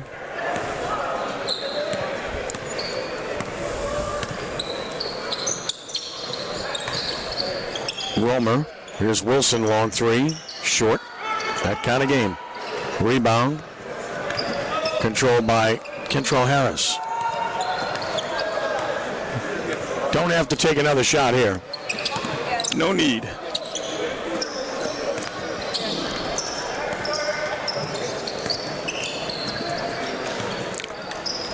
So just running out the clock here.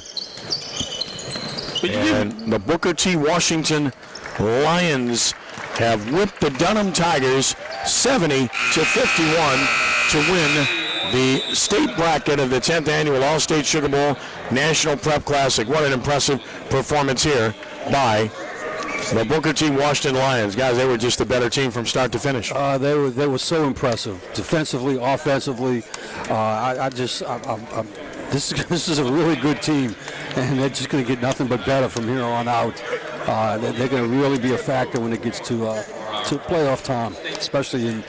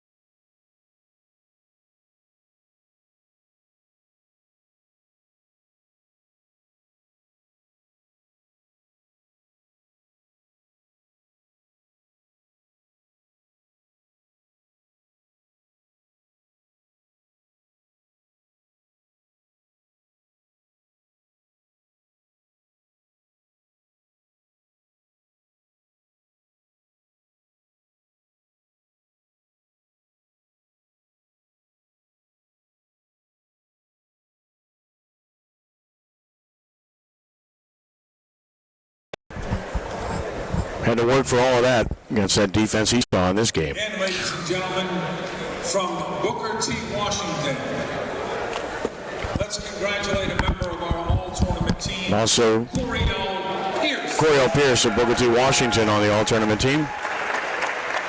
Well-deserved. 17 points, 3 rebounds, 4 assists in this game. Got a feeling that Ratliff will be the most outstanding player, considering the tournament he had. And ladies and gentlemen, if I could have your attention, please. Each bracket in the Allstate Sugar Bowl National Prep Classic. So now the most valuable player will get the Sugar Bowl Cup, the very familiar replica of the famous Sugar Bowl Cup. So quite a piece of hardware. So it's going to be, you got to believe, Kyron Ratliff with the tournament he's had. In the state from Booker T. Washington, Kyron Ratliff. So the sophomore. Wow. 14 points, 8 rebounds, 3 blocks in this game. But he had a big tournament, period. And he's got a big future too, doesn't he? Sure does. It's really bright for him. You can just see the natural understanding that he has of the game, and just when the rest of his body catches up with him and the experience, he's going to be a force. Good-looking player. There's a lot to like there. Next up, we'll have the team presentations. And once that takes place, David will talk to Coriel Pierce. And he'll speak to the head coach of the Booker T. Washington Lions, Kenny Allen. Head coach Jonathan Pixley and Dunham. So Dunham, the runner-up. Tigers will make their way to the center of the floor to receive their Just Award.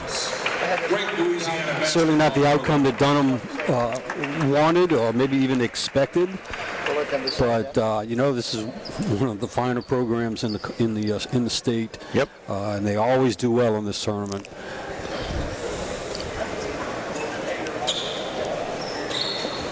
So the Dunham School posing for their picture. And again, all of these pictures shortly posted on our website, allstatesugarbowlhoops.com. Instant tournament updates. How about another hand for Dunham, an outstanding club? So the Dunham Tigers once again getting recognized for their accomplishment here.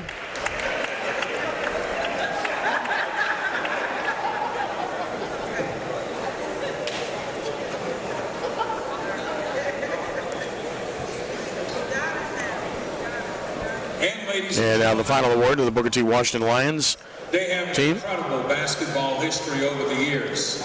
So Stewart had 23 officially, 23 points for. To great players like Bruce Seals and Graylin Warner. And Stewart, so Carlos Stewart finished with 23 officially. History in basketball. And Booker T. Washington is back, aren't they? Yes, they are. So great to see. This is really a feather in their cap to win this tournament. Allstate Sugar Bowl National Prep Classic. So there is the award for Booker T. Washington. Kenny Allen and his Lions to the floor. And we'll get David in position to go talk to the winners here.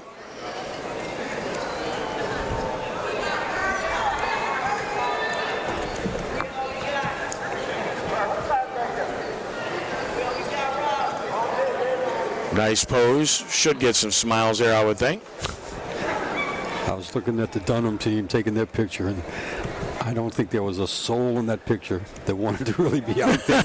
Not a whole lot of smiling there, if any, right? Reminds me of way back when, a few years ago, when the NCAA played a consolation game, the two losers of the semifinals. No one wanted to play that game. Yeah. Oh, no, the consolation games were, I'm glad they got rid of that. For our National State Bracket Champions, Booker T. Washington, outstanding job through the entire tournament. And a great performance. So a great job by Booker T. Washington. Ladies and gentlemen, more championship basketball to come. Our National Bracket Championship game between Tampa Capital. And we'll get David in position here with Coach Kenny Allen and with, of course, Coriel Pierce. Coach making his way over momentarily.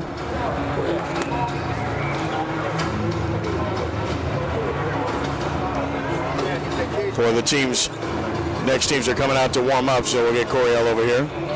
Waiting for Coach Allen to join him as well. So here's Coriel Pierce with David Grubb and Coach Kenny Allen joining him as well. And let's go ahead and give it to David Grubb. David, take it away. Well, just an outstanding performance for you and your teammates tonight. It looked like you came out to send a message defensively from the opening tap. Was that the team's strategy? Yeah, that was my strategy. That was my assignment. We all had to play together as a team, and my specific assignment was to stay on one. What does this mean for Booker T to come to this kind of tournament, win the bracket, and do it in such a decisive manner here in the final? It means a lot, but we knew what we could do, so we keep our composure and keep our heads high. Thank you so much. An outstanding game for you. Coach, to watch your team, you got a lot of young guys on this team. Absolutely. But you had a complete contribution from up and down your roster. Yeah. How important was it to get this team involved in shutting down a very good Dunham school? It was very important. We knew that they were a good ball club and they shoot the ball absolutely phenomenal. And we knew we had to get out on shooters and make sure we communicate defensively in the man. I mean, Dunham has a really, really good coach and they have really, really good players. So it's very, very important that we communicate and we execute. Before I let you go, one of the things that we talked about throughout the game was just the principles and the fundamentals that your team has defensively.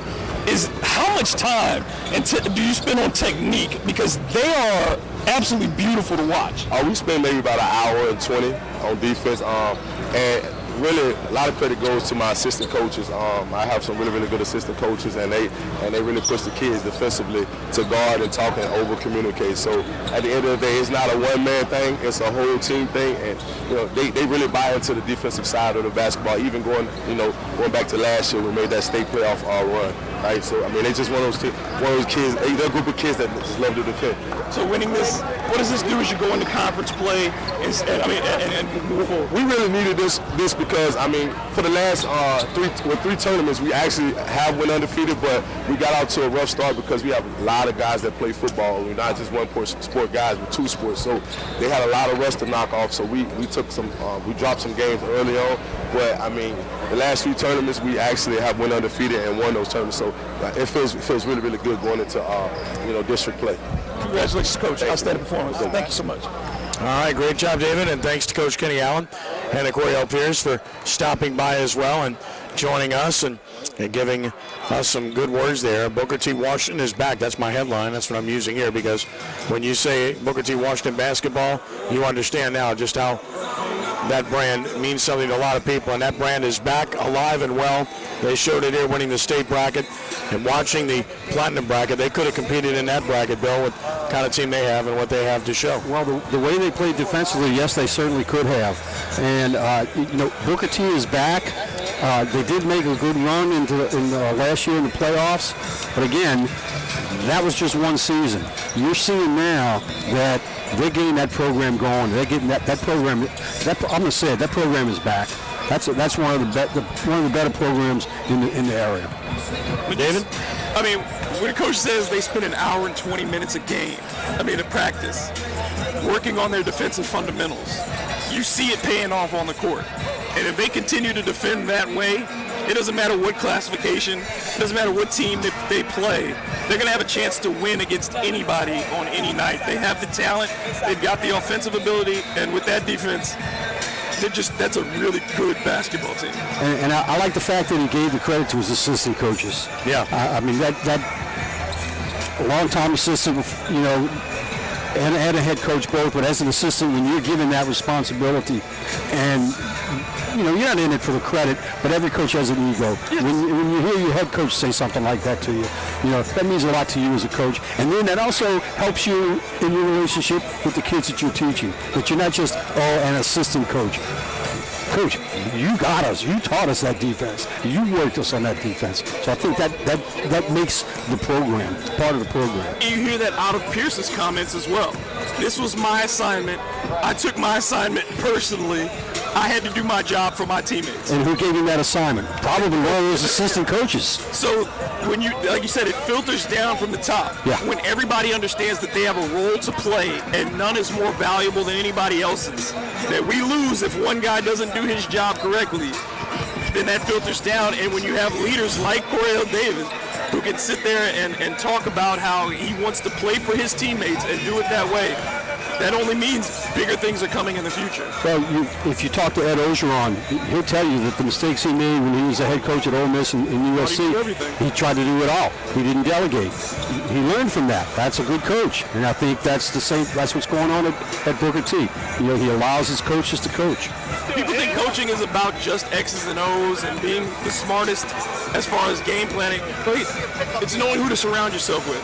It's a communications job about understanding people and what motivates them and what gets them to the place that they need to be. It's a lot more difficult than just throwing the ball out on the court.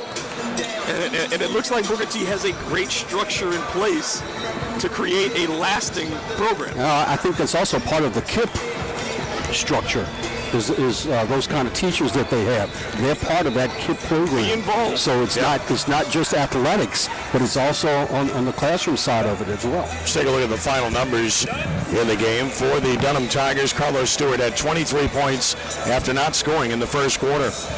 Chase Augustus finished with 10 points, and Sal Wilson with 18. That's it. 3 guys. That's all that scored in the game. No chance to compete with a deep team like Booker T. Washington with only 3 players scoring. We mentioned that in the first half, and it never changed. For the Booker T. Washington Lions, it was Keith Hampton with 4. Shapaka Smith had 2 points. 2 points for David Younts. 9 points for Christian Ferguson on 3 triples. 14 points for Michael Johnson. 14 for Kyron Ratliff, who had 8 rebounds and 3 blocks. And the leading scorer with 17 points, 4 assists, 3 rebounds was Coriel Pierce. And Booker T. Washington wins the state bracket, the 10th annual Allstate Sugar Bowl National Prep Classic, 70-51 over Dunham. Booker T. Washington has won 7 in a row now, and they improved to 15-5. Dunham drops to 13-9 with the defeat, which leads us to our finale here this evening, the feature of the day and evening, the boys' National Bracket Championship between Scotlandville and Tampa Catholic. Well, Scotlandville won this event a couple of years ago. Bill, you and I did the championship game. A guy by the name of Javante Smart went for, 40 that night? I've heard of him before. Yeah, and that was a classic performance and a great performance and a great game when they won that one. And, of course, this is a Scotlandville program that's won 3 consecutive Division I state championships and 4 of the last 5. And they've been to the finals countless times. Just a great program under Carlos Sample. I've seen a lot of Scotlandville in the last few years, coaching against Coach Sample and in calling and observing a number of other games when they played Brother Martin. And this Scotlandville team just keeps coming at you with different players every year. You know, bringing players in, bringing players up, and just they got it rolling. They got it rolling. Well, when you look at what Scotlandville did to get here, the Hornets in the opening round whipped Sidney Lanier High out of Texas 81-53. Then they destroyed Ponchatoula 71-33, and then took care of Male High, a good team from Louisville that finished 3rd in this event. They beat them by 20, 59-39. So Scotlandville's been really impressive. But so have the Tampa Catholic Crusaders out of Tampa, Florida. Been really good. Tampa is a very long, athletic team that will certainly bother just about anybody defensively. Tampa Catholic beat Crescent City Christian, a game I covered on Thursday night, 76-66, and Crescent City played really well in that game. I mean really well to lose by 10 to this team. Then they defeated Southwest DeKalb, Georgia, 52-48 before taking down Bloom Township, the favorite of many people heading into this tournament, beating Bloom in the semifinals, 68-57 was the score in that one. So that's how Tampa Catholic got here. Scotlandville's 18-2. Tampa Catholic's 10-4. And when you look at these teams, players to watch, Kobe Knox for Tampa Catholic, awfully good. But the straw that stirs the drink is Janai Broom. He's 6'8". He looks all of that, if not more. He has hops, as they say. He's really good, and he is a tough player to deal with on both ends. Marcellus Crutchfield, also a very good player, and Elijah Harrison has had a good tournament for Tampa Catholic as well. And, of course, for Scotlandville, the Virginia Sonny, Reese Beekman, we've seen him for, 4 years, Bill? I think remember him so, starting as a freshman? Just a really good player. But he plays under control, plays intelligent basketball. He can score it, he can shoot it. He's just a good player, period. And Tyrion Joseph is outstanding as well. And he's been really good in this tournament from the get-go. Carvel Teasley had a big game, one of the games in this tournament. He came up big with a big scoring game as well. So those are their main guys and players to watch in this contest. And, of course, this is, I think it's a matchup of wills on the one hand. Scotlandville will be patient. They will do what they need to do to get the shot they want. Coach Sample demands that.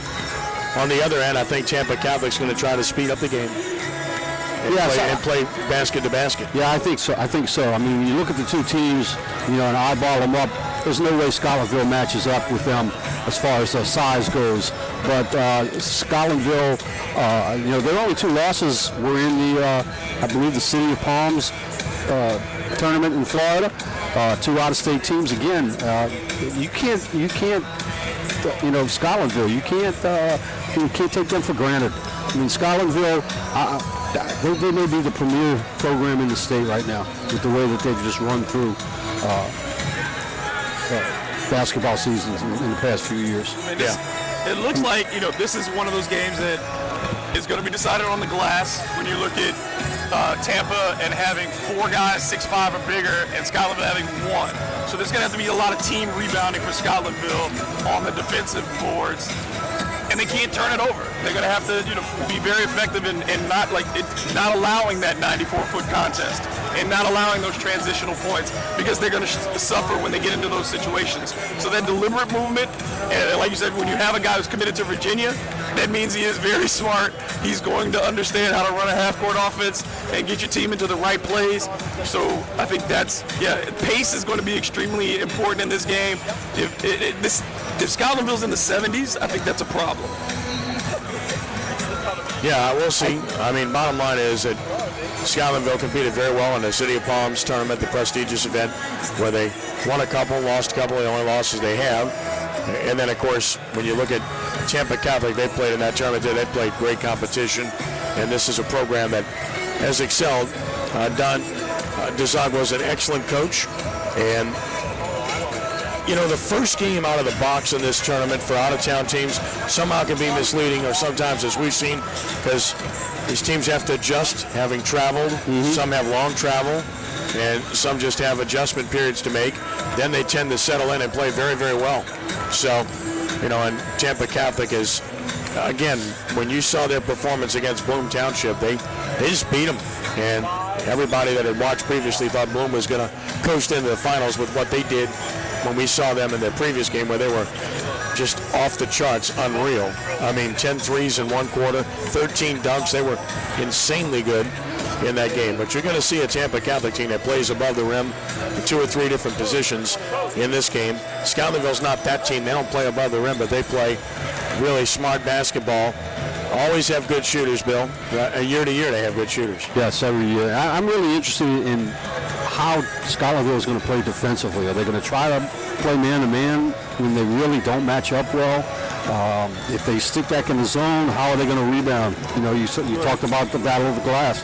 How are they going to rebound out of that zone? Can they rebound well enough out of the zone? I want to give a shout out to a high school program in Louisiana, the St. Paul's soccer program. In one poll, they're ranked number 3 in the nation right now.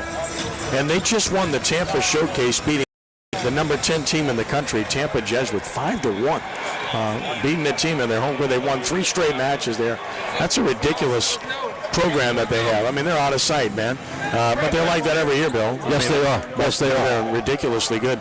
We always recognize excellence, and just seeing that's pretty impressive stuff. So, good for them as this game is drawing closer here. And I think pace will matter in this game. I think it's going to be one of those games where pace is going to matter here. I think you pay attention to it to see exactly, who gets to control pace of this game. And Like you said, Scotlandville tends to make teams play the way they want them to play. That's just what we observed for a long time. Right. Yeah, I think we're a little biased because Scotlandville's from Louisiana. We see them a lot, but you're right. They do. They make you play at their pace. Stephen F. Austin beat UNO 87-68. Jude Young just called that game on 106.1 FM and probably not smiling right now. I don't think so. Neither's Coach Slush either. I didn't think they were going to beat Stephen F. Austin, since that's a team that went into Duke and won at Cameron Indoor this year. So, just saying. Kind of figured that was coming, right? So, although right now UNO's what? Winless in the conference. They were picked to win. Picked to win the Southern Conference. So, yeah, they're struggling a little bit. Yep. Coach Les was at the Pelicans game last Sunday. Mm-hmm. Yes, he was. Yep, good guy. He's done a really good job there. They're just not playing the way you thought they'd play, at least to this point. At this point of the season, anyway. So we'll get the starters introduced here momentarily. Got a pretty good idea as to who they are, anyway. But we'll pass them on to you here as we get them handed to us as we speak. And of course, Reese Beekman being introduced for Scotlandville right now. Tarion Joseph will join him along with Carvel Teasett, Zaheem Jackson, and Jonathan Horton. Scotlandville will be in their yellow gold tops, black numerals, black trim here this evening. Number 11, Teasett. 0. Forwards win 15. Number 15, Zaheem Jackson. And we're getting the starters now handed to us for Tampa Catholic. 5-21-30. So I'm missing one. Starters for Tampa Catholic: Elijah Harrison, along with Kobe Knox. Broom, of course, will get the start. Janae Broom, along with Isaiah Elmore and Marcellus Crutchfield. Kobe Knox has scored 19, 13, and 22 points thus far. Broom's been a dominant force, 15 and 21 in his last two games, but also killing it on the boards. And Elijah Harrison has scored 21 and 9 in his last two games. In the game against Broom was some force. I had to say that very carefully because, I mean, he was just really good in that game. Going back and looking at it right now, he had 15 points, 14 rebounds, 4 block shots, and 3 assists in that game. Kobe Knox finished with 19 points in that game, was really good. And Elijah Harrison had 20. So they've got some options. They're talented. They're ready. They're the home team wearing the white. And, of course, they got white numerals, by the way, on those white jerseys. So look hard. That's all I can tell you. I'm glad I'm not officiating this game. The Kelly Green trim, yeah, I mean, God bless them. At least make the border thicker.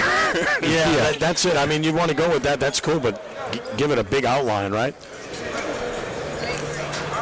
Jonathan Horton tweaked an ankle in the previous game, the center for Scotlandville, but he's in there, and no jump center here. So Horton will jump center, and that's going to be Janai Broom stepping in against him. You can see the length of Broom right there. Take a look at that.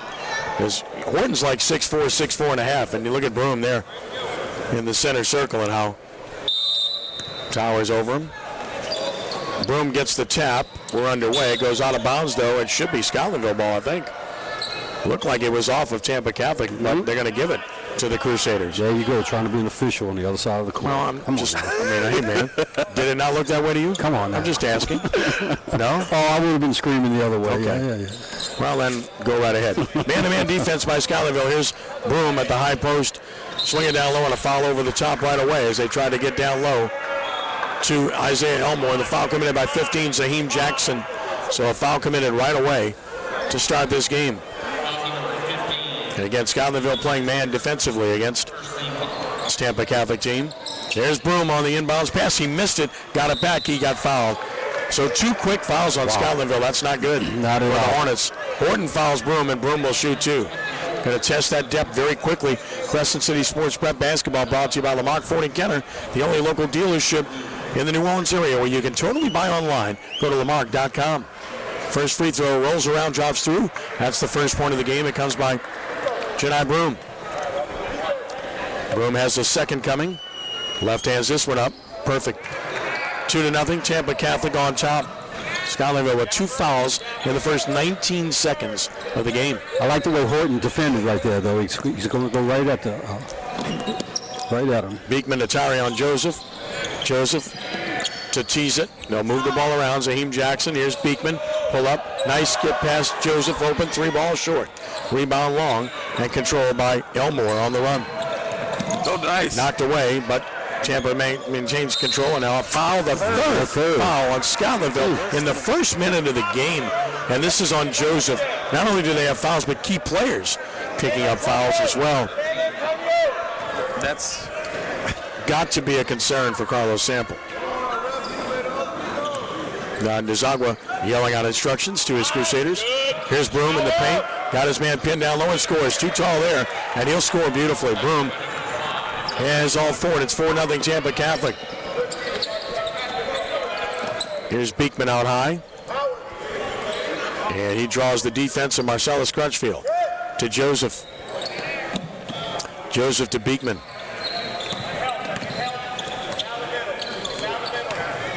Beekman to Joseph as they play pitch and catch, and now get Teason involved. Teason's had one big game in the tournament thus far. Against Scotlandville, getting shots up quickly. Just want to get the good shot. Beekman, nice pass down low, Horton, and he's fouled. So good feed by Beekman, and Horton will head to the free throw line. This should be on 0, and it is on Elijah Harrison.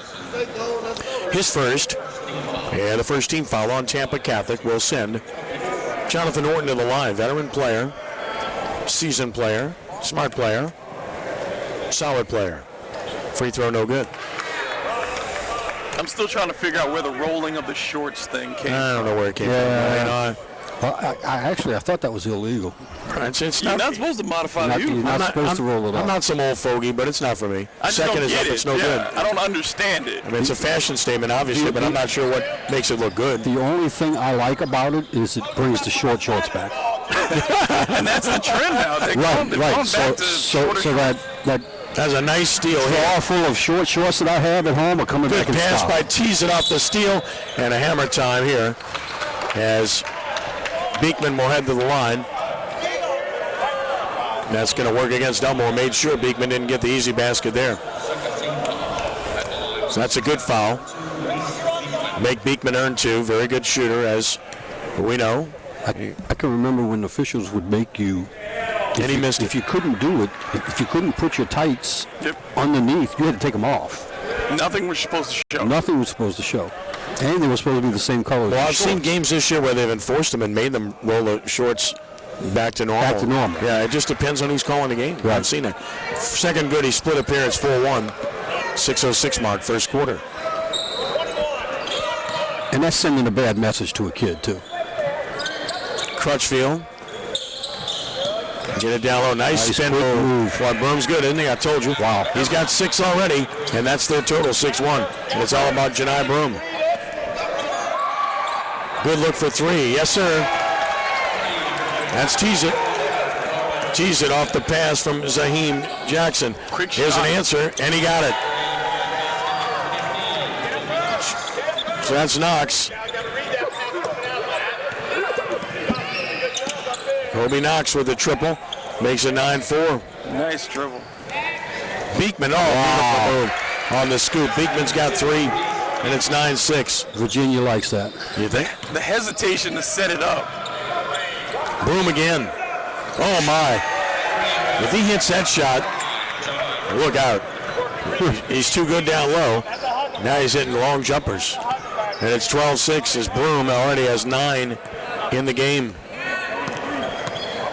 Tampa Catholic off to a great start like they were in the semifinal game. Playing with confidence. Great exchange pass to Horton. Boy, what a great pass by Joseph. That's just players that understand each other, a team that plays together, and it's 12-8. Playing together for a long time, well coached. A good option off the offense. And that's twice the screen and roll has worked for him. Yep. Going baseline, it's there, and a foul. So Scotlandville building foul trouble early on in this game. I think that one was on the pass. That's but still, that's their 14th foul already, and that's Jonathan Horton, and that's his second already. So their center has 2 fouls. So major problem here early in this game. And if you're Carlos Sample, do you have to make a move here? I would think you do. With Horton playing with 2 fouls, and they're going right at the basket, aren't they? They're going to leave him in. He's really got nobody else. He's guarding Broom, too. So he's got no size to bring. And look at Broom. Oh, what a spin move to the right hand. Can't stop him. He's got 11. Oh, the other way. Tarion Joseph dunks, and it's 14-10. Pace has picked up considerably. 2 fun teams to watch, guys. That's why they're in the finals of the national bracket here.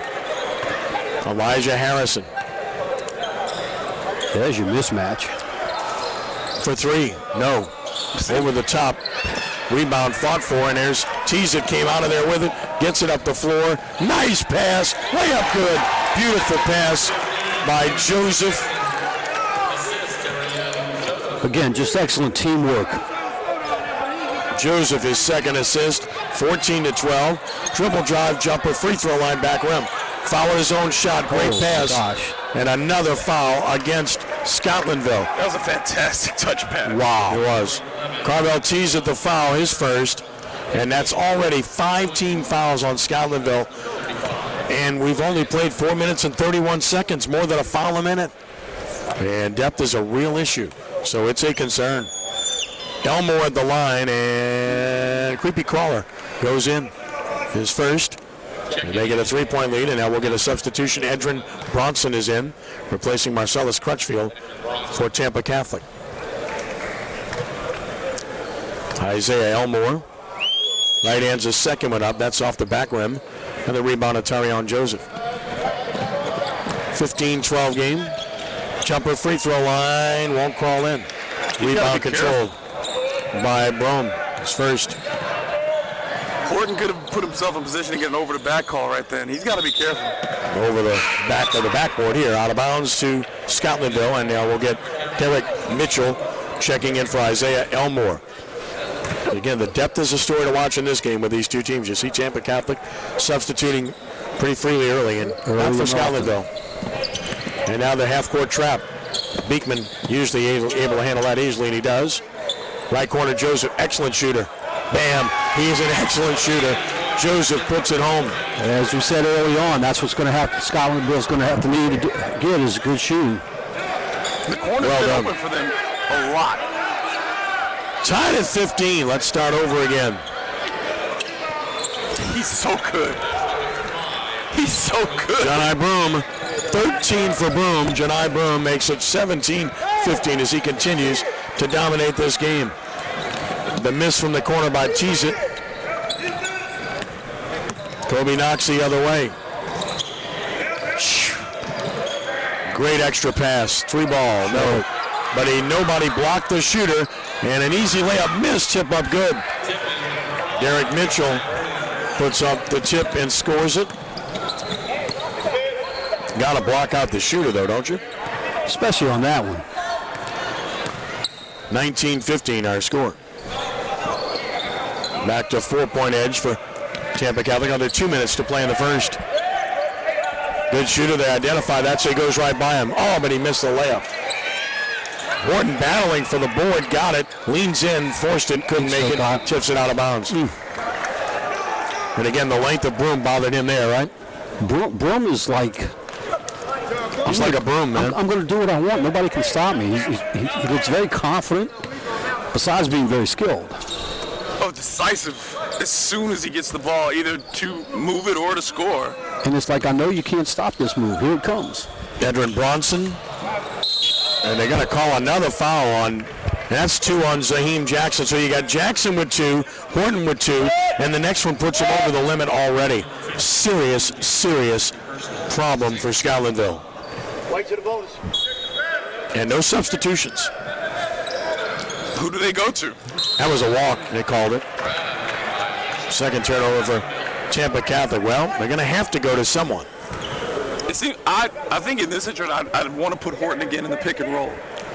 Yeah, yes. We'll see Morantz James in this game. He's played quite a bit. I haven't seen him yet, though. Minute 20 to play in the first. Beekman has 3 points, 1 assist thus far. Working against man pressure to Joseph. Zaheem Jackson. Tease it. There it goes. They double him off the pick. His Broom jumped out on him. Woo. Found the open man, but the pass too tall, and a turnover. Scotlandville is its first with 57 seconds left in the half, or rather in the quarter.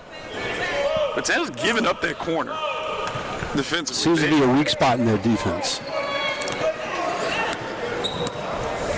I think for Scotlandville is not to settle every time it's open, to attack off of that too, to try to get some foul trouble of their own.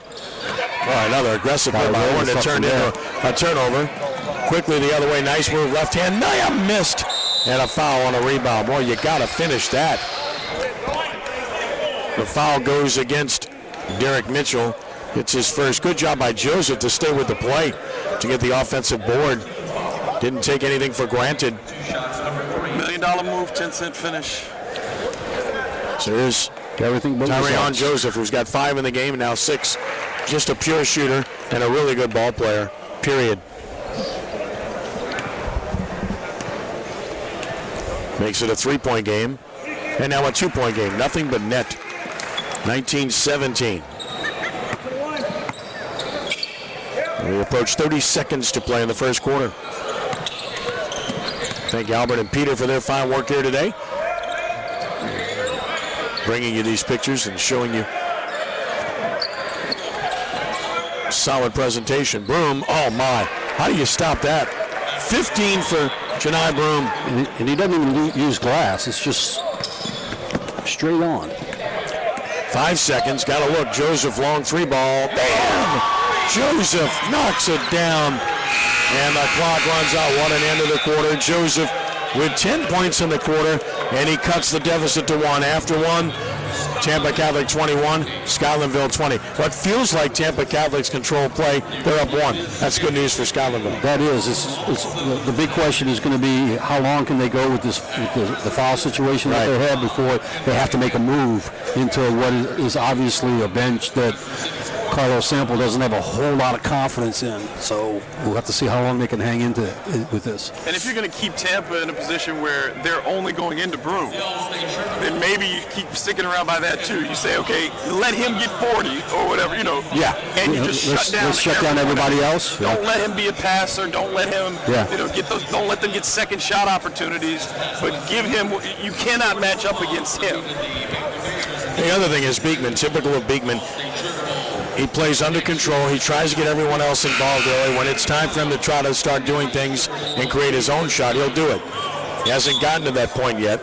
But again, the big concern is 16 fouls and 2 each on Zaheem Jackson and Jonathan Horton for a team that has not substituted yet. Scotlandville gets the ball out of the break here with a chance to take the lead. Down 21-20.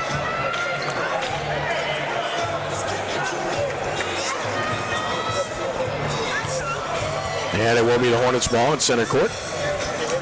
And the Hornets come back with the same 5. So the starters stay on the floor. They have not left the game yet. Beekman picked up at center court by Crutchfield. To Joseph.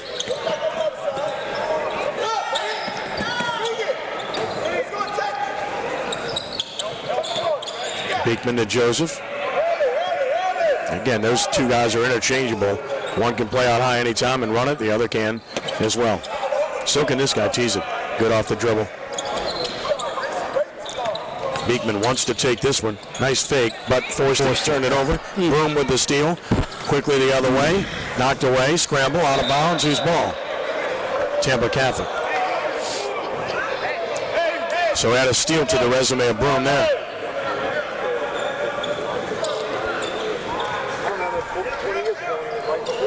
Here's Broom off the inbounds pass. Look at Horton being all over. I think he got his third. I think it was Horton. And it is. He's got 3, and that's brutal. And you just have to play smarter than that. And now your center's got 3 fouls. not even a minute into the second quarter, and you got to go very small. Yeah, Lance James comes in. You're not making a. And I know they want to play man defense, but you got to think about zone now. I don't know how you match up. Yeah. I was gonna say you're not making a center for center substitution here. You're sending in a kid that's 5'10". And they're in the bonus the rest of the half. This could be a free throw express. Of course, he missed that one. And Beekman rebounds. Now it's going to be critical for the guards to get involved on the glass. All guard play now. Only thing inside will be beating somebody off the dribble. You would think. No size on the floor at all. And you got two guys 6'5". Well, you got 6'5", 6'6", 6'8" for Tampa Catholic. You got Zaheem Jackson at 6'2", but in another game he might be size, but he's not a size of guy in this game. No. Scotlandville wisely moving the ball and taking its time. That was bad spacing there, though. Oh, tease it. Beautifully done. Tease it from Jackson. Harvell tease it with 8, and Scotlandville claims the lead at 23-21. And a whistle away from the ball. Offensive foul call. That's on Broom. So Broom gets the offensive foul, his first. And the turnover gives it back to Scotlandville. 4th turnover for Tampa Catholic.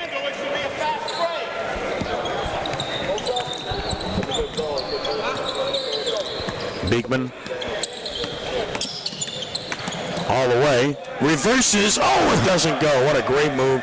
Just wouldn't go. Harrison gets it out of there.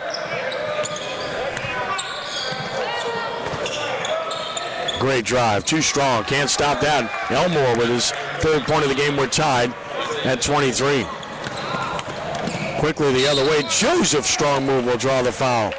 He'll go to the line to shoot 2. That's going to work on Elmore, and that should be his 2nd. So now you've got one of their taller guys in Elmore with 2 fouls. That's the 4th team foul. Make it the 5th team foul against Tampa Catholic. And Tarion Joseph at the line. Outstanding shooter. And now 3 for 3 from the line. He's got 11 points in the game to lead the way for Scotlandville.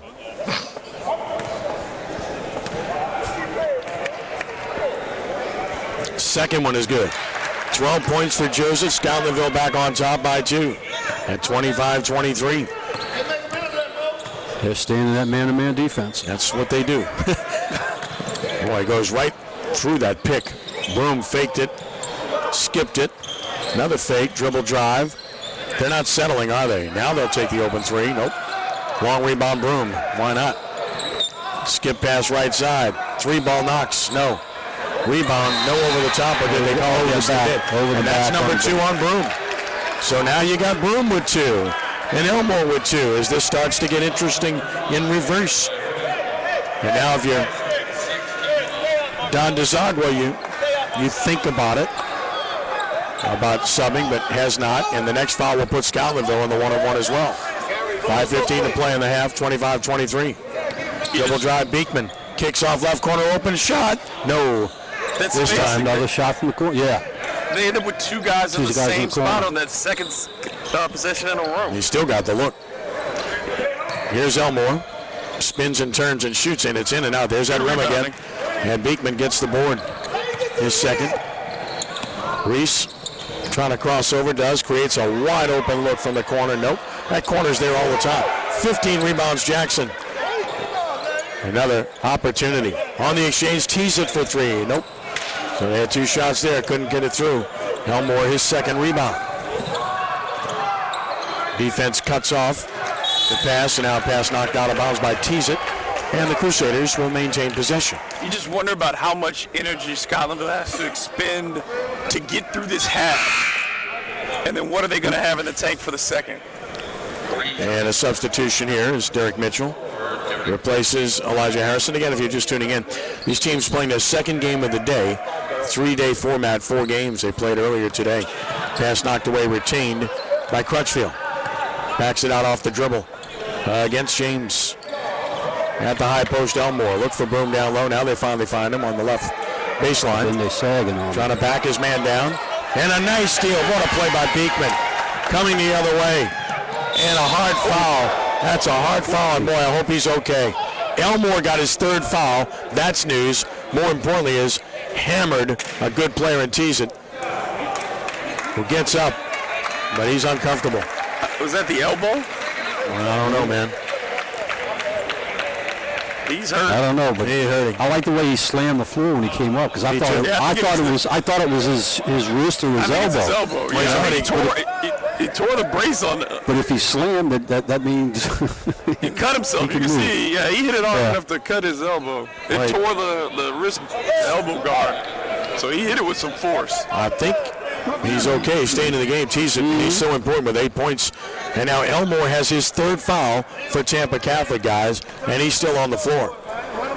The 4:08 mark of the second quarter. So both teams now dealing with foul issues in a very aggressive game. Tees it short. That was his non-shooting arm, so. And there's Jayon Reed, who is going to get Elmore with those 3 fouls. I like the defense that Scholarville has played since Horton has come out of the game. They've had a little bit of trouble offensively with the spacing, which is kind of strange because he plays in the middle.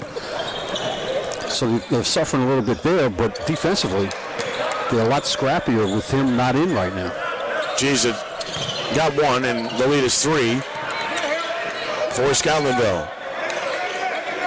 Broom double teamed, so he finds an open shooter for 3. But Broom got the board. His 4th. Jump ball. What a play defensively again. Alternating possession of Tampa Catholic, but this defense of Scotlandville has been exemplary, and now Broom is slow to rise. And he asked not to be moved. His teammates. I don't like that. Yeah, a couple of them have tried to get him up. Keeping that arm straight. He's not moving that. Not moving the right arm, and he's holding his head as well. I think Trainer that's is the out game. there. But he's not. That's the moving right that arm. Yeah, it's the right arm that he's concerned about. Points to the right arm. 3:42 to play in the half. He still hasn't Play bent stop. it, flexed it. His fingers. He's not doing anything with it right now. Now he's trying to stretch it. And he turned it over. He's planning with it now, so. He can move his fingers. Just a stinger, maybe. Hope so. No, he's not. Look, he's not swinging it. You might want to send him to the locker room and have him ready for the second half because that didn't look good. No. And I'd want to know exactly what happened before I felt comfortable putting him back on the floor. They've got a long season ahead. And Elijah Harrison's going to replace him for the time being. Tampa Catholic ball out of the timeout. But even before that, you got to give credit to Scotlandville. They've made him catch the ball further out from the paint. He has not been able to do one move and get to the basket. He's been having to work now. They put more pressure or bother or whatever you want to call it on him since Horton has been out. Elijah Harrison, great spin and couldn't finish. Rebound though, offensive and kick back. Passed up the shot there, did Reed. But this shot's in. That's 15, Kobe Knox. He's got 5. It's a 1-point game. He needs you. Offensive rebounding there. Oh, he's hurt. He's hurting. They're calling the trainer over again. Nice pass out top. Tease it, can't finish. Good offensive rebound. Put back. Can't make it. And the rebound controlled by Harrison. And now a whistle and a foul. And that's free throws on the other end. Beekman commits it. It's his first. Both teams in the bonus, so go to the other job in a 1-on-1. And a chance for Tampa Catholic to recapture the lead. Trainer still tending to Janai Broom. We'll keep a close eye on that.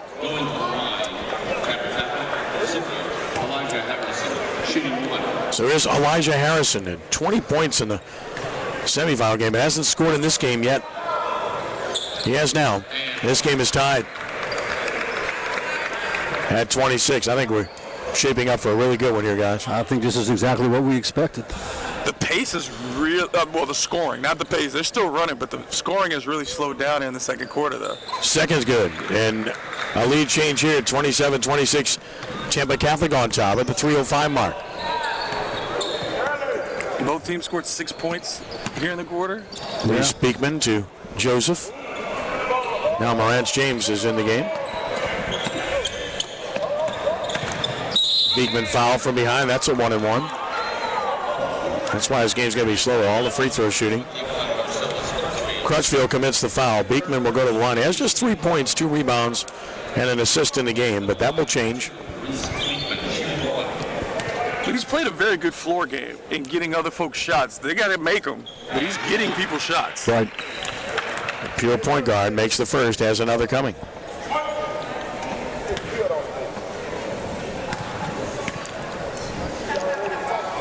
Puts the second one up and in. Beekman with 5.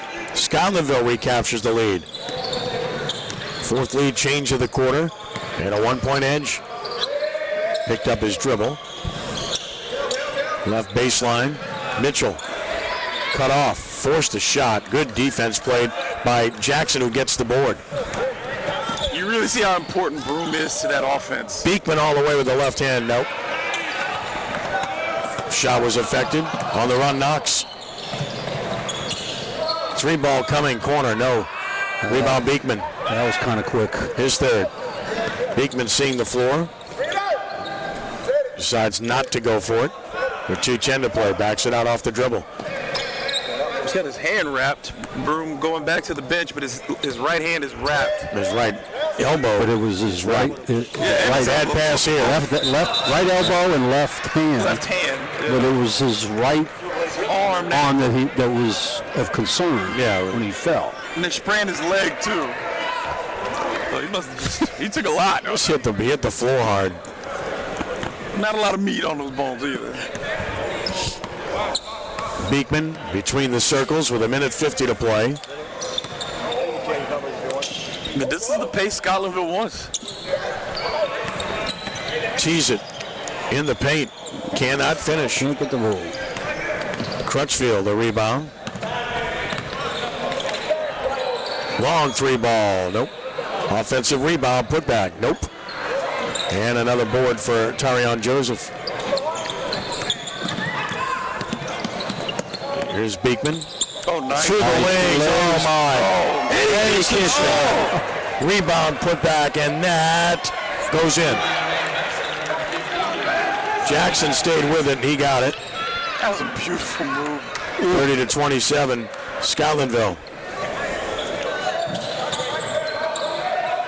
Matches its biggest lead. What a move that was. What a sweet move. And a chance for the tie on a great move by Jayan Reed. Foul is on Zaheem Jackson, and guess what? That's his third. So now 2 players with 3 fouls for for Scotlandville, and they're going to have to come in with a substitute here, as Rayvon Smith's going to have to replace Zaheem Jackson, who's got 3 fouls, and Janai Broom has returned for Tampa Catholic. Still flexing that right arm, left hand taped, but he's out there. Jayan Reed with a chance for the 3-point play, ties the game. See if he favors it.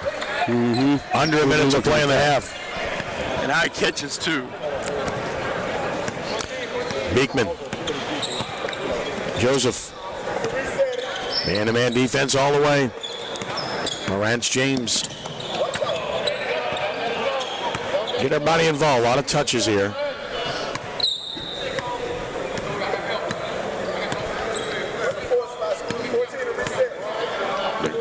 Beekman knows he has to penetrate a little bit there to avoid the 5, so does so when he kicks it to Joseph, trying to play for the last shot here. He's a very patient young man. Yeah, you just look at him. He's calm. He's under control all the time.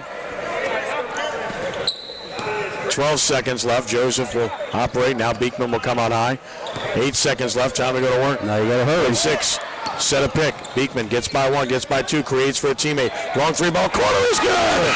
And Rayvon Smith hit it at the buzzer. Beekman the assist. Scotlandville takes the 33-30 lead in the halftime. First time end of the half, right? First time Rayvon Smith touched the ball?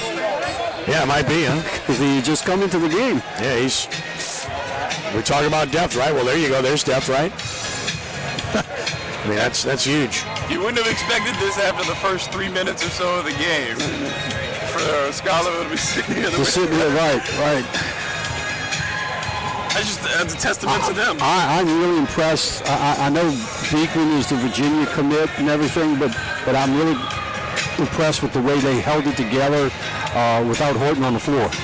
They did not have, took away any size that they had. I'm sure it had to change what they were going to do a little bit, and then they made the adjustment on the run, on the fly, and go into the locker room with the lead. Limited Tampa to one shot over and over again. Didn't allow them to dominate the offensive glass, and cut down. They didn't have any transition opportunities. They weren't going downhill at all. They had to do everything in the half court. Scotlandville got what they wanted. Yeah, a great job by Beekman to create there at the end, too. And I'll tell you what, he got the look for Smith, but Broom ran out at him and got extended.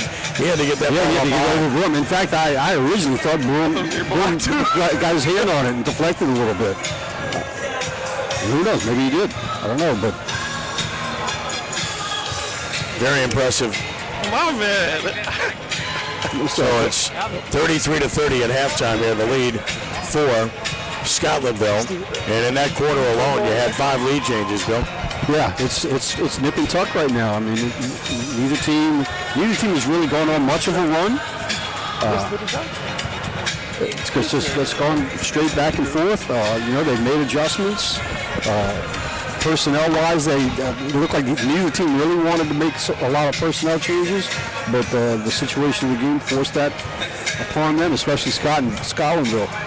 And again, I think in the second half, I think the depth or lack of depth may show itself a little bit more. Although they played their first game at 2:30. No, earlier than that, 12:30. 12:30. So they've had 7 hours in between games. They are kids. That's not quite the same as maybe earlier on in the evening when some of those teams had, the games were closer together. So, this halftime break might be just what they need to get their legs back underneath them and take off. And if they can continue to run the half-court offense the way that they are, they'll save their legs there too. Well, there's no doubt that Tampa Catholic has the size. Broome has been the dominant force, but Scotlandville has neutralized that to a degree, and it wasn't about Broome leaving the game. It really kind of stayed the same in terms of the margin at that point, but looks to me like Scotlandville has found something. And the one thing that we've been able to see, and you guys spotted it very well, is that shots are available in both corners, it would appear, for Scotlandville against this defensive look that Tampa Catholic's giving them. Yeah. If they can keep their spacing, then they'll give themselves an even better opportunity to hit those, because there were just a couple of times where they had 2 guys within 3 feet of each other. Well, they made one of them. Yeah, and that's something you can take care of right now. Yep. You can look at it, draw it up, and say no, just this. You can take care of something like that in your halftime adjustments. But I think they learned a lot about themselves in being able to defend Broome without Horton in the game. Yeah, I like that. I really like the way they did that. A good 6 minutes, and he was not able to score very much in the second quarter. Right. Even before the injury, he was just...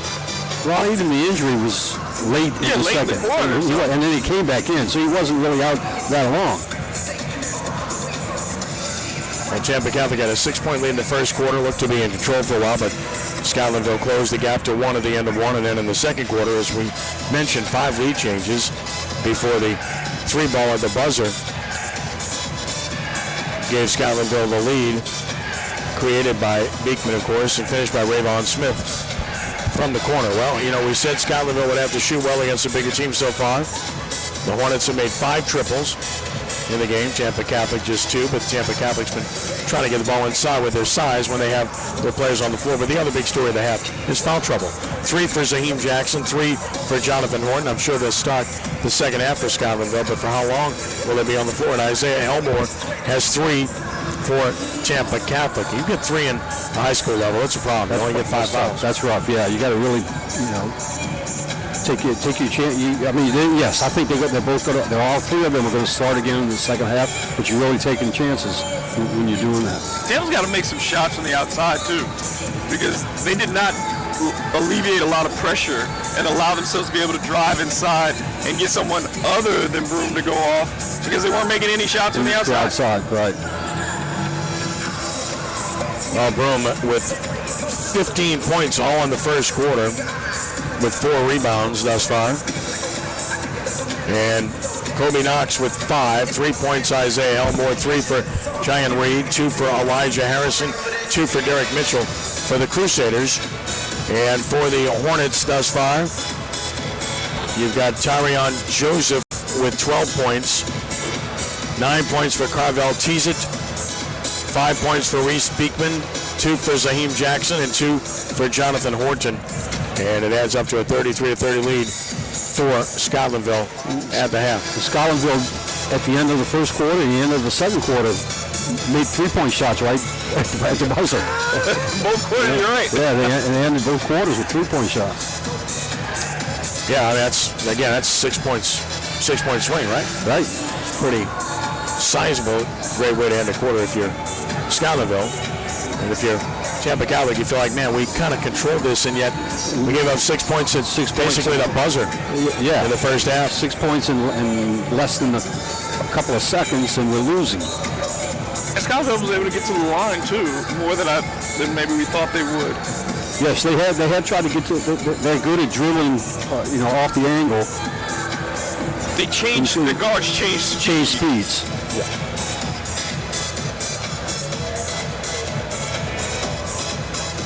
So Tampa Catholic coming back onto the floor. It's good to see Janai Broom back in the game. I mean, he's a tape machine right now. He's got tape on his right elbow, tape on his left hand. And but he looks okay. And those bands on his legs. I never did understand what those bands were supposed to do. And I was going to ask you, because I'm going to play ignorant here, because I am. I've seen that too, and I don't know what it is. I've had to wear the strap before. Okay, what is it for? It stabilizes your kneecap. Okay. Yeah, some kind of. Because I had to use it for a little while. But then I've seen football players wearing it on their forearms too. So yeah, I don't get that. I don't get that. Well, you got me, but I'm just going to observe and watch and enjoy. You see that 21? His is the legitimate one. Yeah. Because it's got the strap, and the other guys they use rubber bands and stuff like that. I don't get that, but. By the way, guys, in the third quarter, Tennessee 14, New England 13. Midway through the third quarter. Yeah. And New England's punting. What Broom looks like, it looks like the layer of tape you put on underneath the tape, like nylon. Right. And I guess it's not that, because how could that stabilize your knee, especially when you're in this kind of a game? Yeah, it just looks like a thin little fabric. I don't get it. Yeah.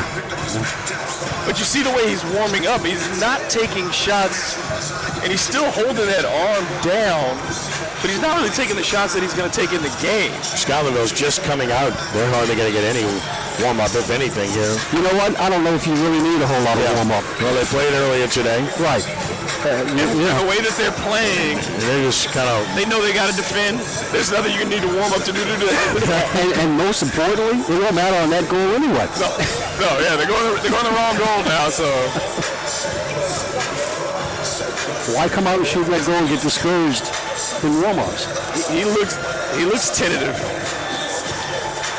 See that fluidity that he had early. Right. It's not there on the movement. He's thinking about the soreness. Well, for his sake, I hope it's just right here, and once he gets back into the flow, it comes back. Just that tightness of the initial soreness. Yeah. Once you start getting going again. Be a little tentative until you get into the flow. Quit thinking so much. Who are you going to leave off the first-team All-NBA team this year? Can't leave James Harden off.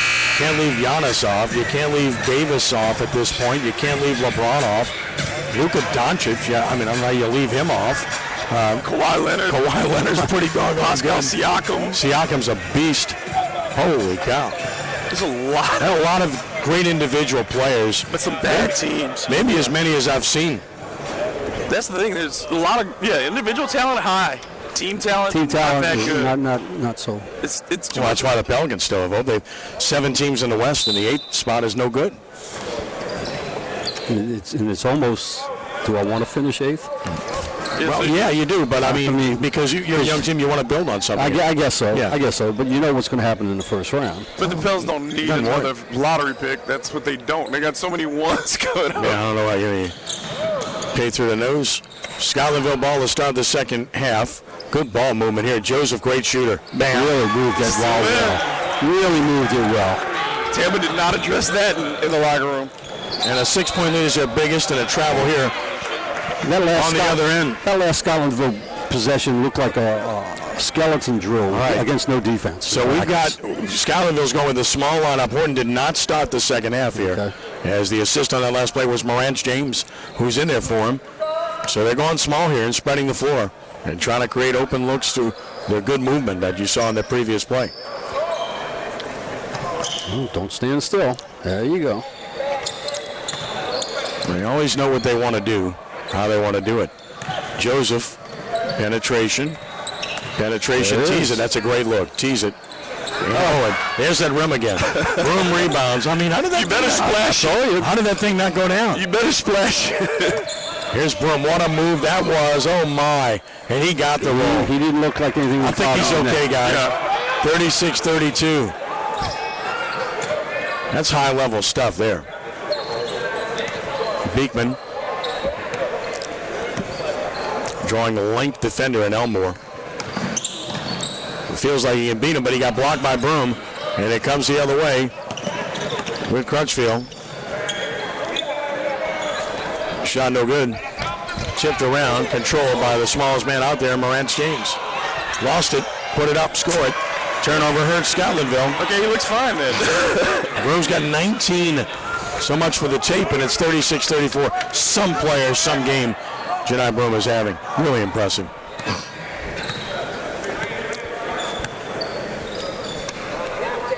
Six minutes to play in the third. 2-point game in the championship of the Boys National Bracket. 10th Annual Allstate Sugar Bowl National Prep Classic.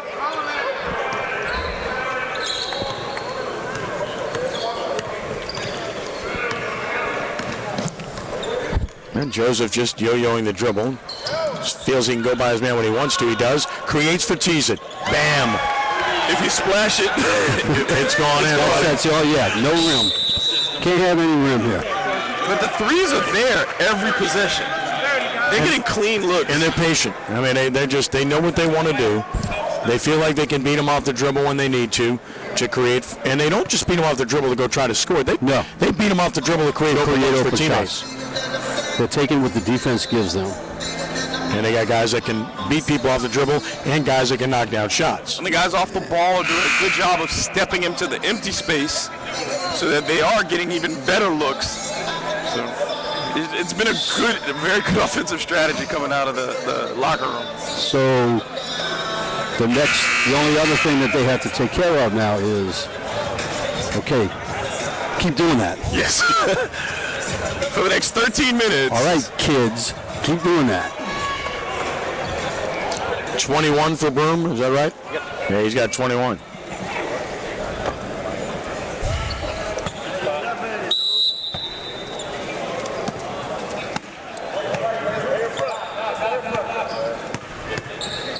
Out of the timeout now.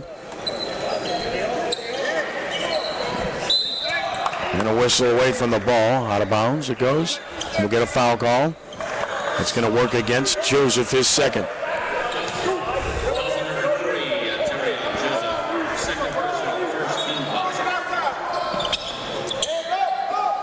Broom down low. Oh, it rolled out on him. Tries to get it back, but can't. Beekman does. Fourth rebound for Reese. He's on the run. Beekman's all the way. Beekman left hand, no. Elmore clears it. It touched the rim. That looked like a travel or an offensive foul. Take your pick. Again, I know Beekman was offensive good, foul. They got away from what they were doing the previous possessions. Continue to move the basketball. Knox commits the foul, his first. Turnover by Tampa Catholic. The lead stays at 5 for Scotlandville. Beekman's only scored 5. He's been quiet in that regard. Joseph. And now James. Tease it. Everybody touches the ball, right? That's team basketball. Don't stand still. Defense extends a little bit. Beekman draws Broom now. Interesting matchup. Now they switch. Yeah, they brought that help really quickly. Saw the hole, hit Beekman. Nice skip pass, fake shot. Oh, he passed up. Saw Broom coming, and he traveled. Turnover by Schuyler. Well, the ball movement's excellent.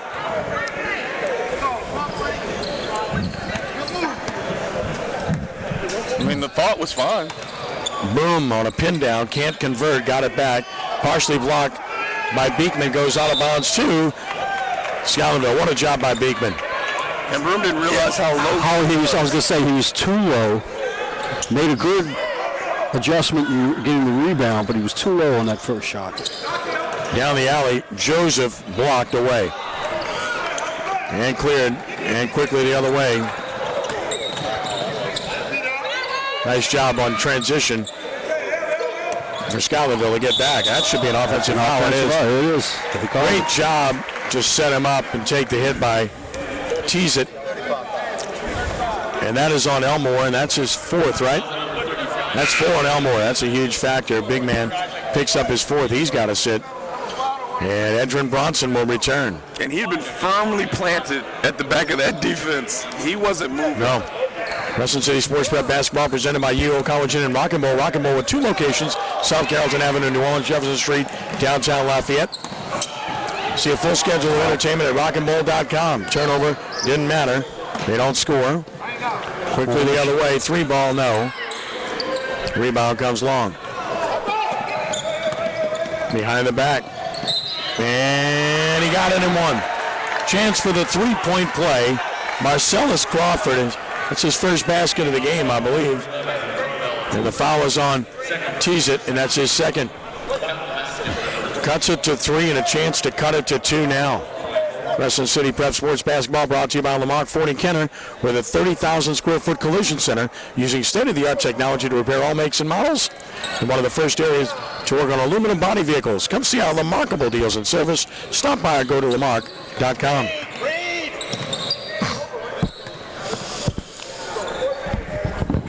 (39-36), 3:05 to play in the third. Scotlandville by 3. Been tight throughout. Again, haven't seen either team able to separate in this game. Yeah. And it's really... Joseph draws the foul. Got by his man. Wasn't afraid to take it inside. And got the foul. Elijah Harrison, his second. Points have been really tough to come by after that first quarter. Third team foul. Tarion Joseph at the line. Leads Scotlandville with 15 points in the game.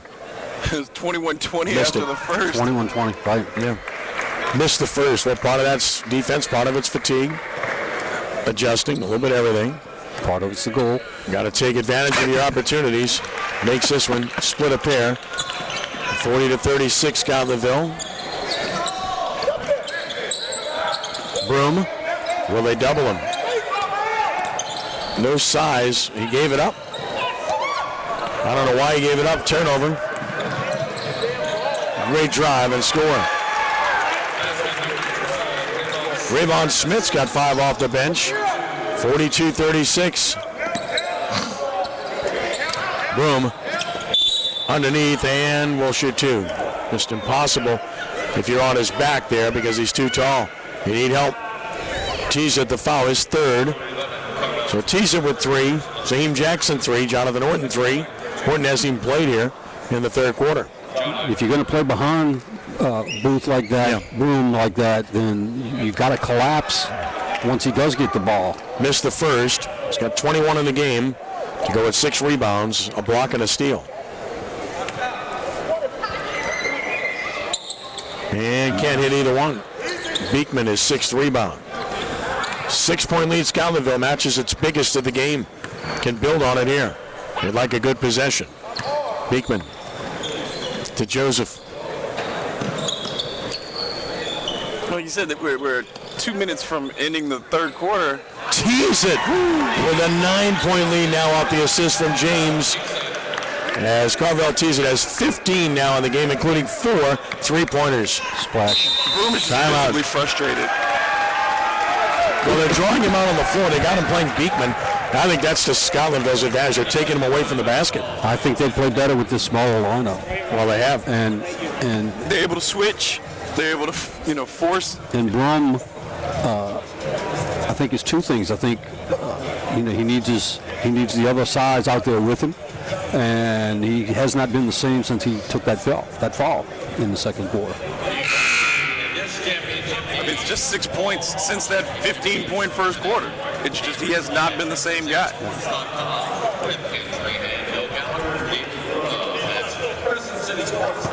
So Tarion Joseph 16, Carvel Teaser with 15 points for Scotlandville.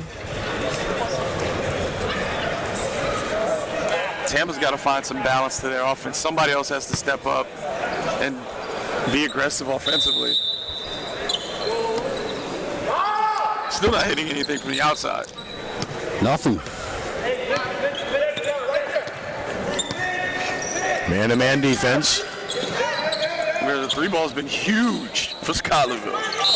And a whistle and a foul is hitting the floor on the shot. The shooter, Kobe Knox, fouled by Beekman, his second. So Knox will head to the line to shoot two. Knox has been held to 5 points in this game, and he had a huge game in the semifinals. Kobe Knox. He's shooting like Kevin Knox instead of Kobe Bryant. He shot like Kobe Bryant the previous game. Just like that. Nothing but net. 6 for Kobe. Cuts the deficit to 8. Buries the second. And it's 45-38. And pressure. No problem. Now on a double dribble. A little bit more pressure defensively by Tampa. That's the wrong guy to be on the baseline off that give. Yeah. He's too small. He couldn't finish that off of just one bounce. And one. There you go. Beautiful move and a great opportunity. It's just that's on Beekman. That's his third now. And here's Broom with 23 to the free throw line with a chance to make this a 4-point game again. It's just amazing what a good timeout, a good timed timeout can do for a team. His shot even looked better on the free throw line after that, too. 4-point game, knocked out of bounds. Scotlandville retains. Looked like the Hornets might be finding some distance up 9, but think again. Each time it's gotten to this 4-point range, they found a three-pointer. Well, a 3-point play. Yep. Beekman finds the open shooter, didn't take it. But he'll find you, won't he? And he will, I think, get to the line. Let's see if they called it a shooting foul or not. Now they're going to sit on the baseline. And this is not the NBA. No continuation. Nope. Crutchfield commits his second. Not a shooting foul.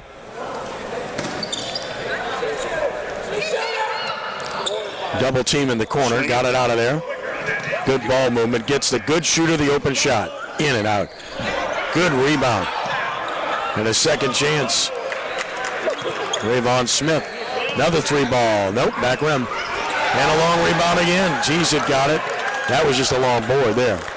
Scotlandville could play for one if they wish here. 44 seconds left. Or just... They don't want to break their string of making threes in the buzzer, man. That's why those other two shots didn't go in. Yeah, what were they thinking? You should have waited, man. It's a novel way of running out the clock. If they close this one with another buzzer beater. No, man. Beekman out near the timeline has got to do something. Crosses over to create space and avoid the 5 call. Steps in momentarily to avoid the call. He's a good guy to have with the ball. 13 seconds left. They will get the last shot here, it appears. He's getting the count. Now down to 6. He's looking for somebody.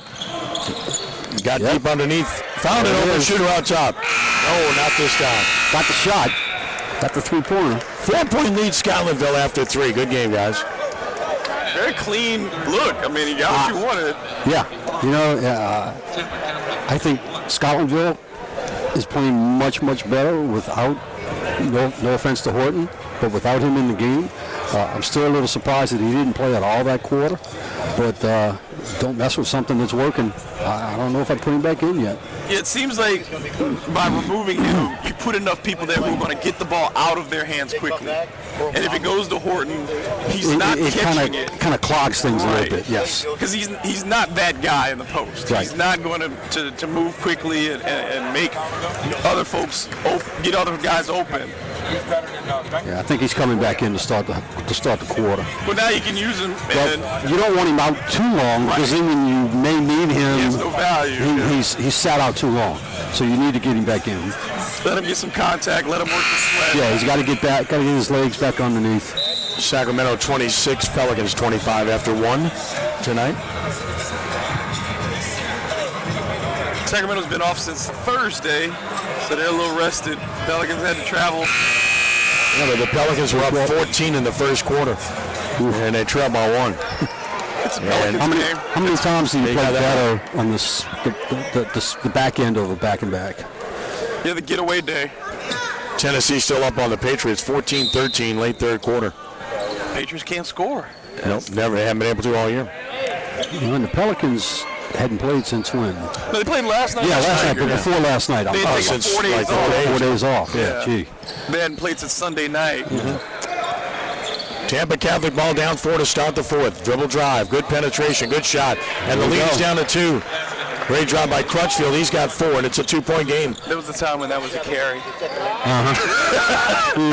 And suddenly a 7-0 run for Tampa Catholic to pull within 2. Remember, they were down 9. Beekman has only scored 5 in the game. They're going to need him to score in this fourth quarter. Hand checking, closely guarded Crutchfield. See, what are you seeing now? You're just not seeing the ball movement. Tease it. Won't go. Long rebound, long run out. That's a dunk. And that's a dunk for Broom, and this game is tied. Broom finishes, and this game's tied. Start over again. Broom with 26 points, tied at 45. And now the run is 9-0. Is the fatigue catching up with Scotlandville? Step back 3, Joseph. That's in. And it's a 3-point lead. Splash.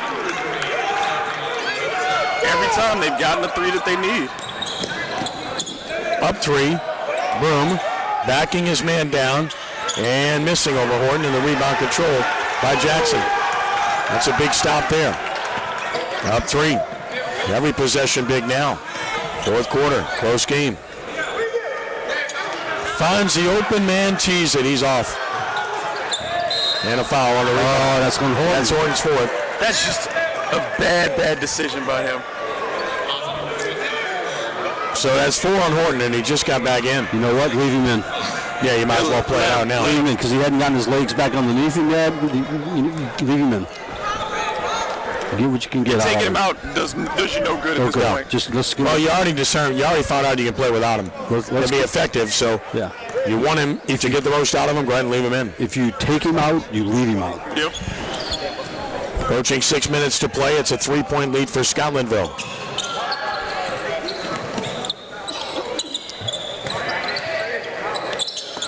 Nice pass for the layup. Well, that's a great give. Harrison scores his fourth.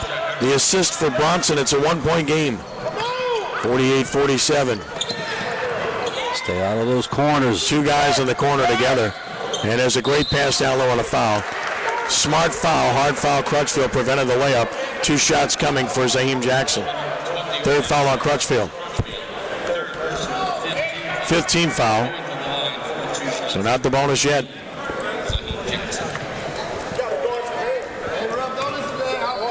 Zaheem Jackson got the first. 3rd point of the game. Substitution. Elmore back in with his 4 fouls. Replacing Bronson, so they got their bigs back on the floor. You know, I see him putting his shirt tail in right now. They used to not let you go back in unless you had your shirt tail in. Mm-hmm. Things have changed. Yeah. Free throw good. Jackson. But again, it depends on who's officiating it and what kind of mood they're in. Well, I just think you have rules and you enforce them, whatever they are. Don't be inconsistent one way or the other. If you allow it, you allow it. If you don't, you don't, right? Broom, left hand. Oh, it's spun out. Joseph, the board, is 5th. And Schuylerville with the ball in a 3-point lead. Hard drive, Beekman, but he comes back out of there smartly as he saw Broom under there and saw time to run. And Beekman doesn't force the action. No, for my money, He made a great move there, but he got blocked anyway. if this lead stays the same, Schuylerville wins, my MVP vote goes to Beekman, despite not having many points. That's too strong. Good strong rebound by Jackson, his fifth on the run. Dribble drive, up and under, and he's fouled. Great move by Teasit. He's got 17, making a bid for MVP. He'll go to the line with a chance for the three-point play on the foul by Kobe Knox. 16 fouls, second on Knox. Teasit at the line with 17 points in the game. And a chance for number 18, and he got it. And they're in the bonus, too. 53-47. Schuylerville back up 6 with 4:50 to play. Broom high post. He'll shoot the three. No, not the best decision there. And the ball goes out of bounds, and a break there for Tampa Catholic. He didn't need that. Very poor shot. Luckily, they got that ball back. Very fortunate. Timeout called here. 4:43 to play. 53-47 Schuylerville.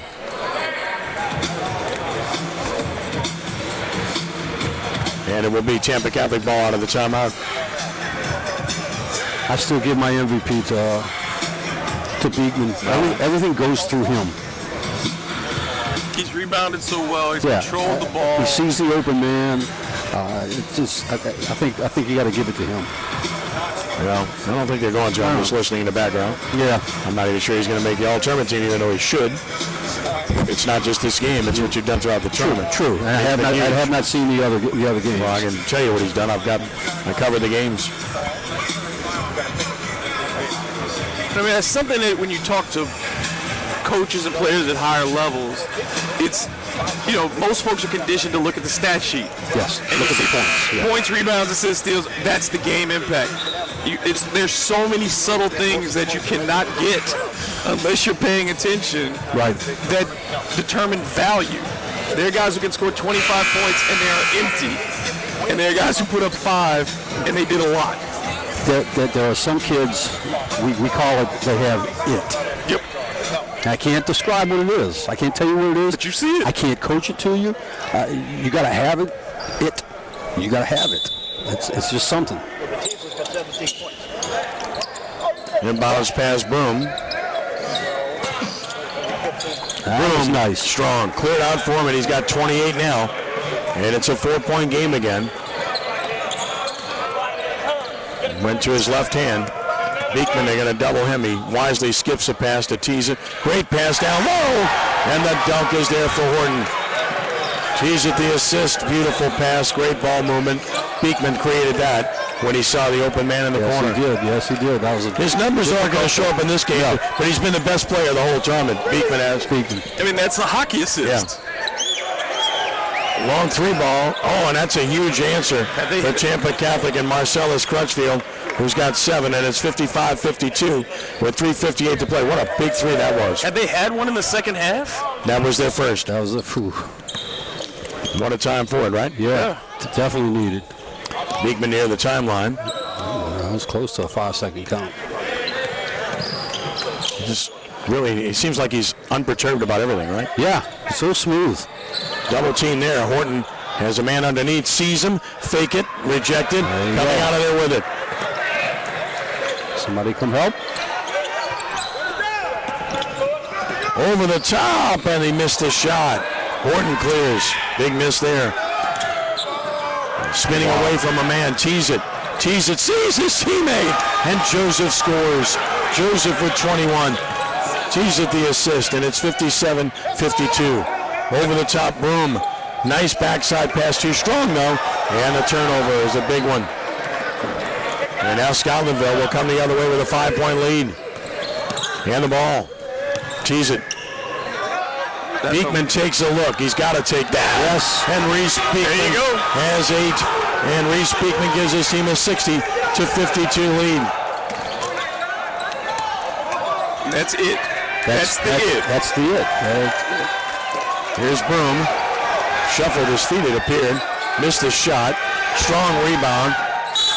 And should be a foul. This has been an outstanding job by Scotlandville's guards in attacking the glass. They have no fear, man. They don't care how big the other guy is or anything. I mean, but this is what we see from this team all the time. Not just, I mean, when you talk about all the time, you talk about every year. And every possession in this game, they have not gone through a possession where they're not contesting. You know, they have. I mean, Beekman's had an unbelievable tournament up until now in this game. I mean, he's been their best player the whole tournament. His numbers say 8.6 rebounds, 3 assists in this game, but he's run this game, guys. Everything has gone through him. I mean, you guys, you think, I mean, I know you feel the same way. Yep. Joseph hits the first. He's got 22 in the game. If all you did was watch him tonight, if you just kept your eyes on Beekman, you'd be incredibly impressed. Joseph scored in every game. He's been gigantic, 23. And it's 62-52, the biggest lead of the game with 2:27 to play. Unbelievable. It's why Beekman's going to Virginia. Yep. Fall away. They don't want wasted motion there. They don't want wasted possessions. Broom couldn't convert on the putback. Virginia's not just looking at the stats. Yep. No, not at all. What does Virginia do? They defend. They don't turn it over. They make smart shots. That's why they were national champions. They're looking at his court presence. Mm-hmm. And he makes other people better. Oh, here's Broom. Knocked away Joseph out of bounds. To me, great defense. Crescent City Sports Prep Basketball brought to you by Gibbs Construction, a leader in the construction industry in Louisiana and the Gulf Coast for more than 35 years. Transforming dreams, visions, and plans into reality, Gibbs Construction. David, to me, that's the ultimate compliment. You make the people around you better. That's the ultimate. And I think that's the unfortunate thing for Broom in this game is he's played outstanding basketball, but he's been put in a position where he can't really make his teammates. Well, he's not in the position to do that. He's got a 30-point game for what it's worth. Right. Yeah. Right. But he's forced, basically, by the way Scotlandville's played, he can't give anybody else anything. And look, right on the baseline. Horton will slam. Horton from Cheez-It. And Horton, his second dunk of the quarter, and it's 64-54 Hornets. A minute 30 left. You got 4 baskets and 3 of them are dunks. Turnover Tampa Catholic, and the Hornets have taken a semblance of control in this game.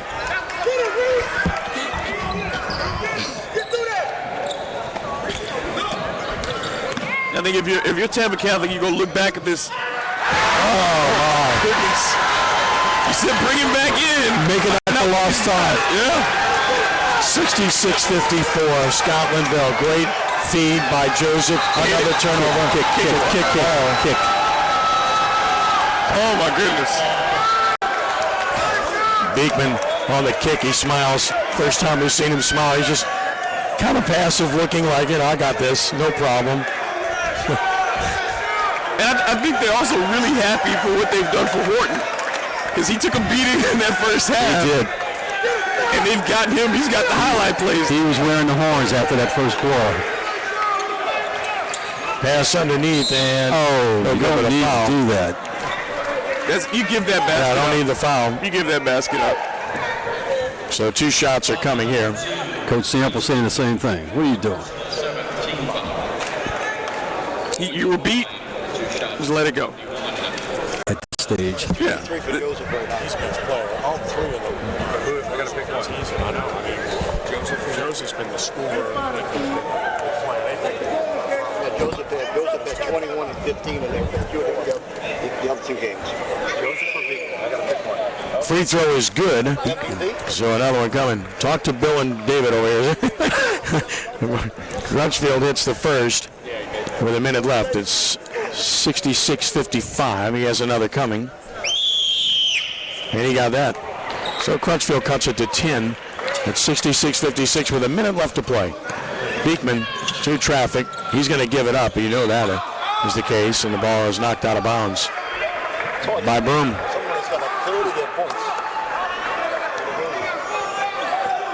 It's not about one game. But he had 21 and 15 in 2 other Tease it. Beekman to the hole will score.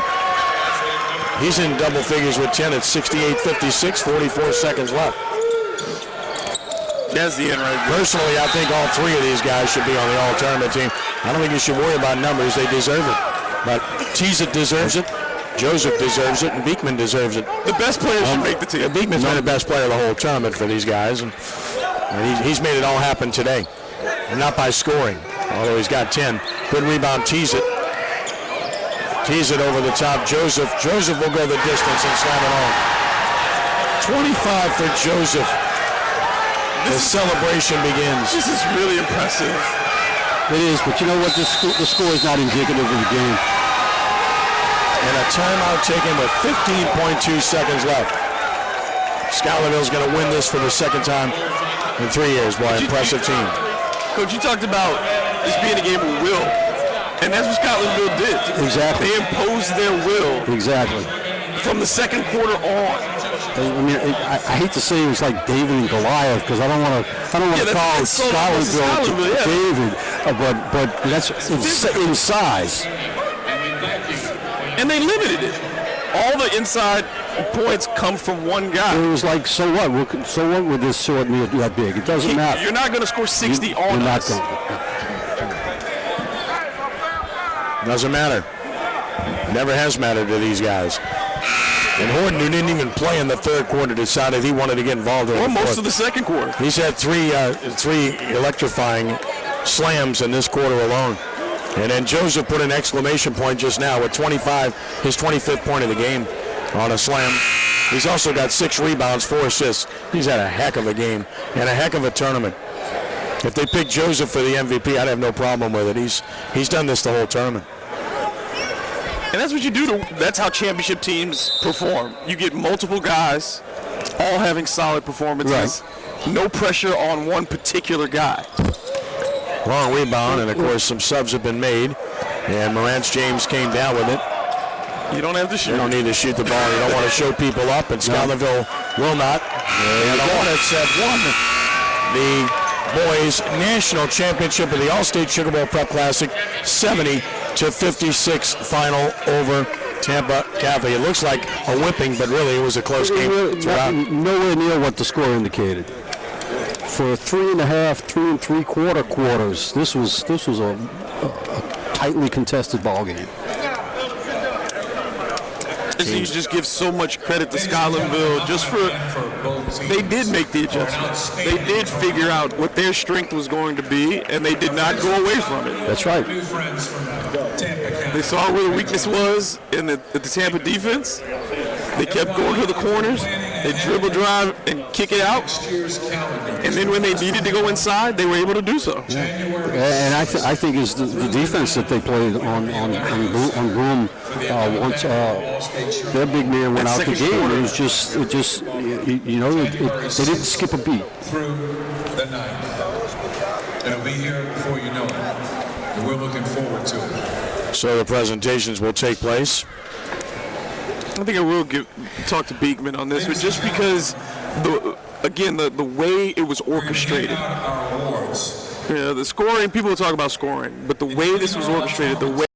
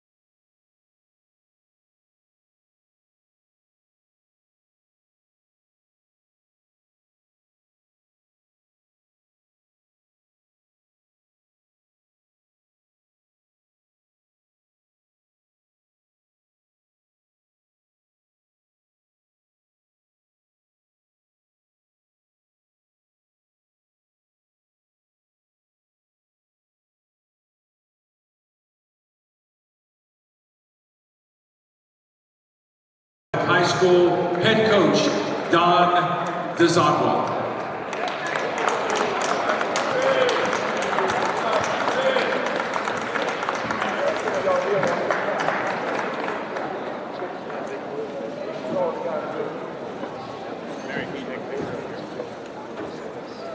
Thank you very much, gentlemen. You guys have added so much to our tournament this year. It was an honor to have you here. And we hope we can do it again real soon. It was great to have Tampa Catholic here this year. A class basketball program. One of the best in the South and in the state of Florida.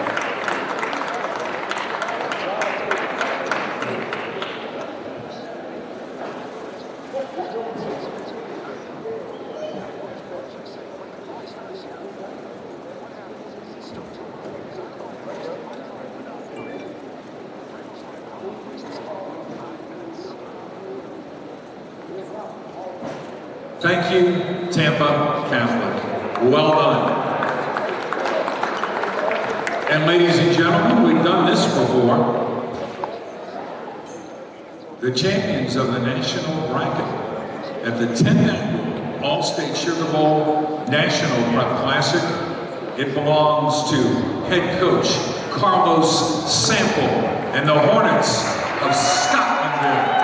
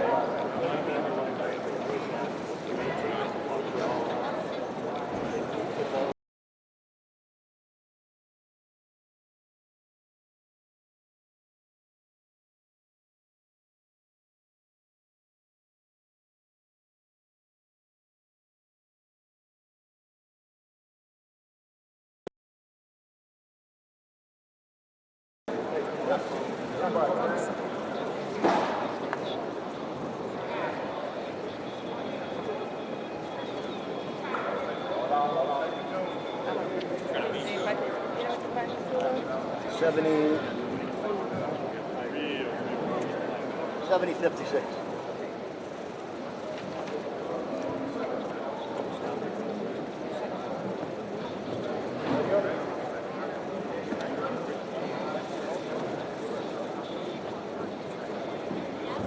All right, Mark.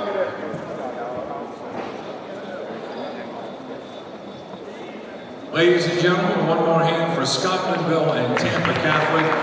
Thank you for a great tournament and a great final. And we'll see you next year for the 11th annual Allstate Sugar Bowl National Prep Classic. Please get home safely. Thank you.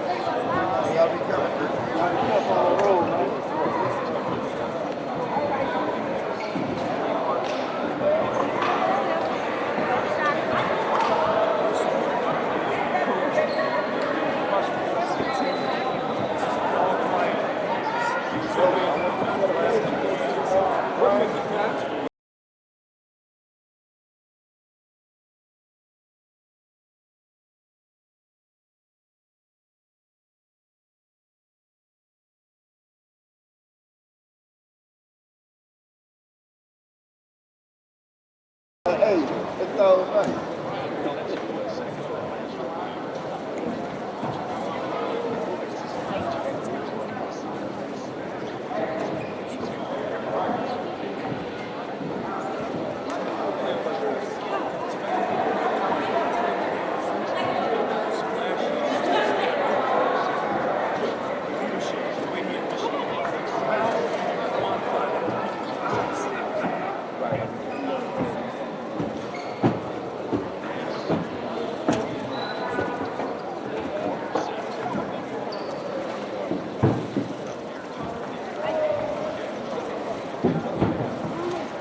right, Reese. Go sell.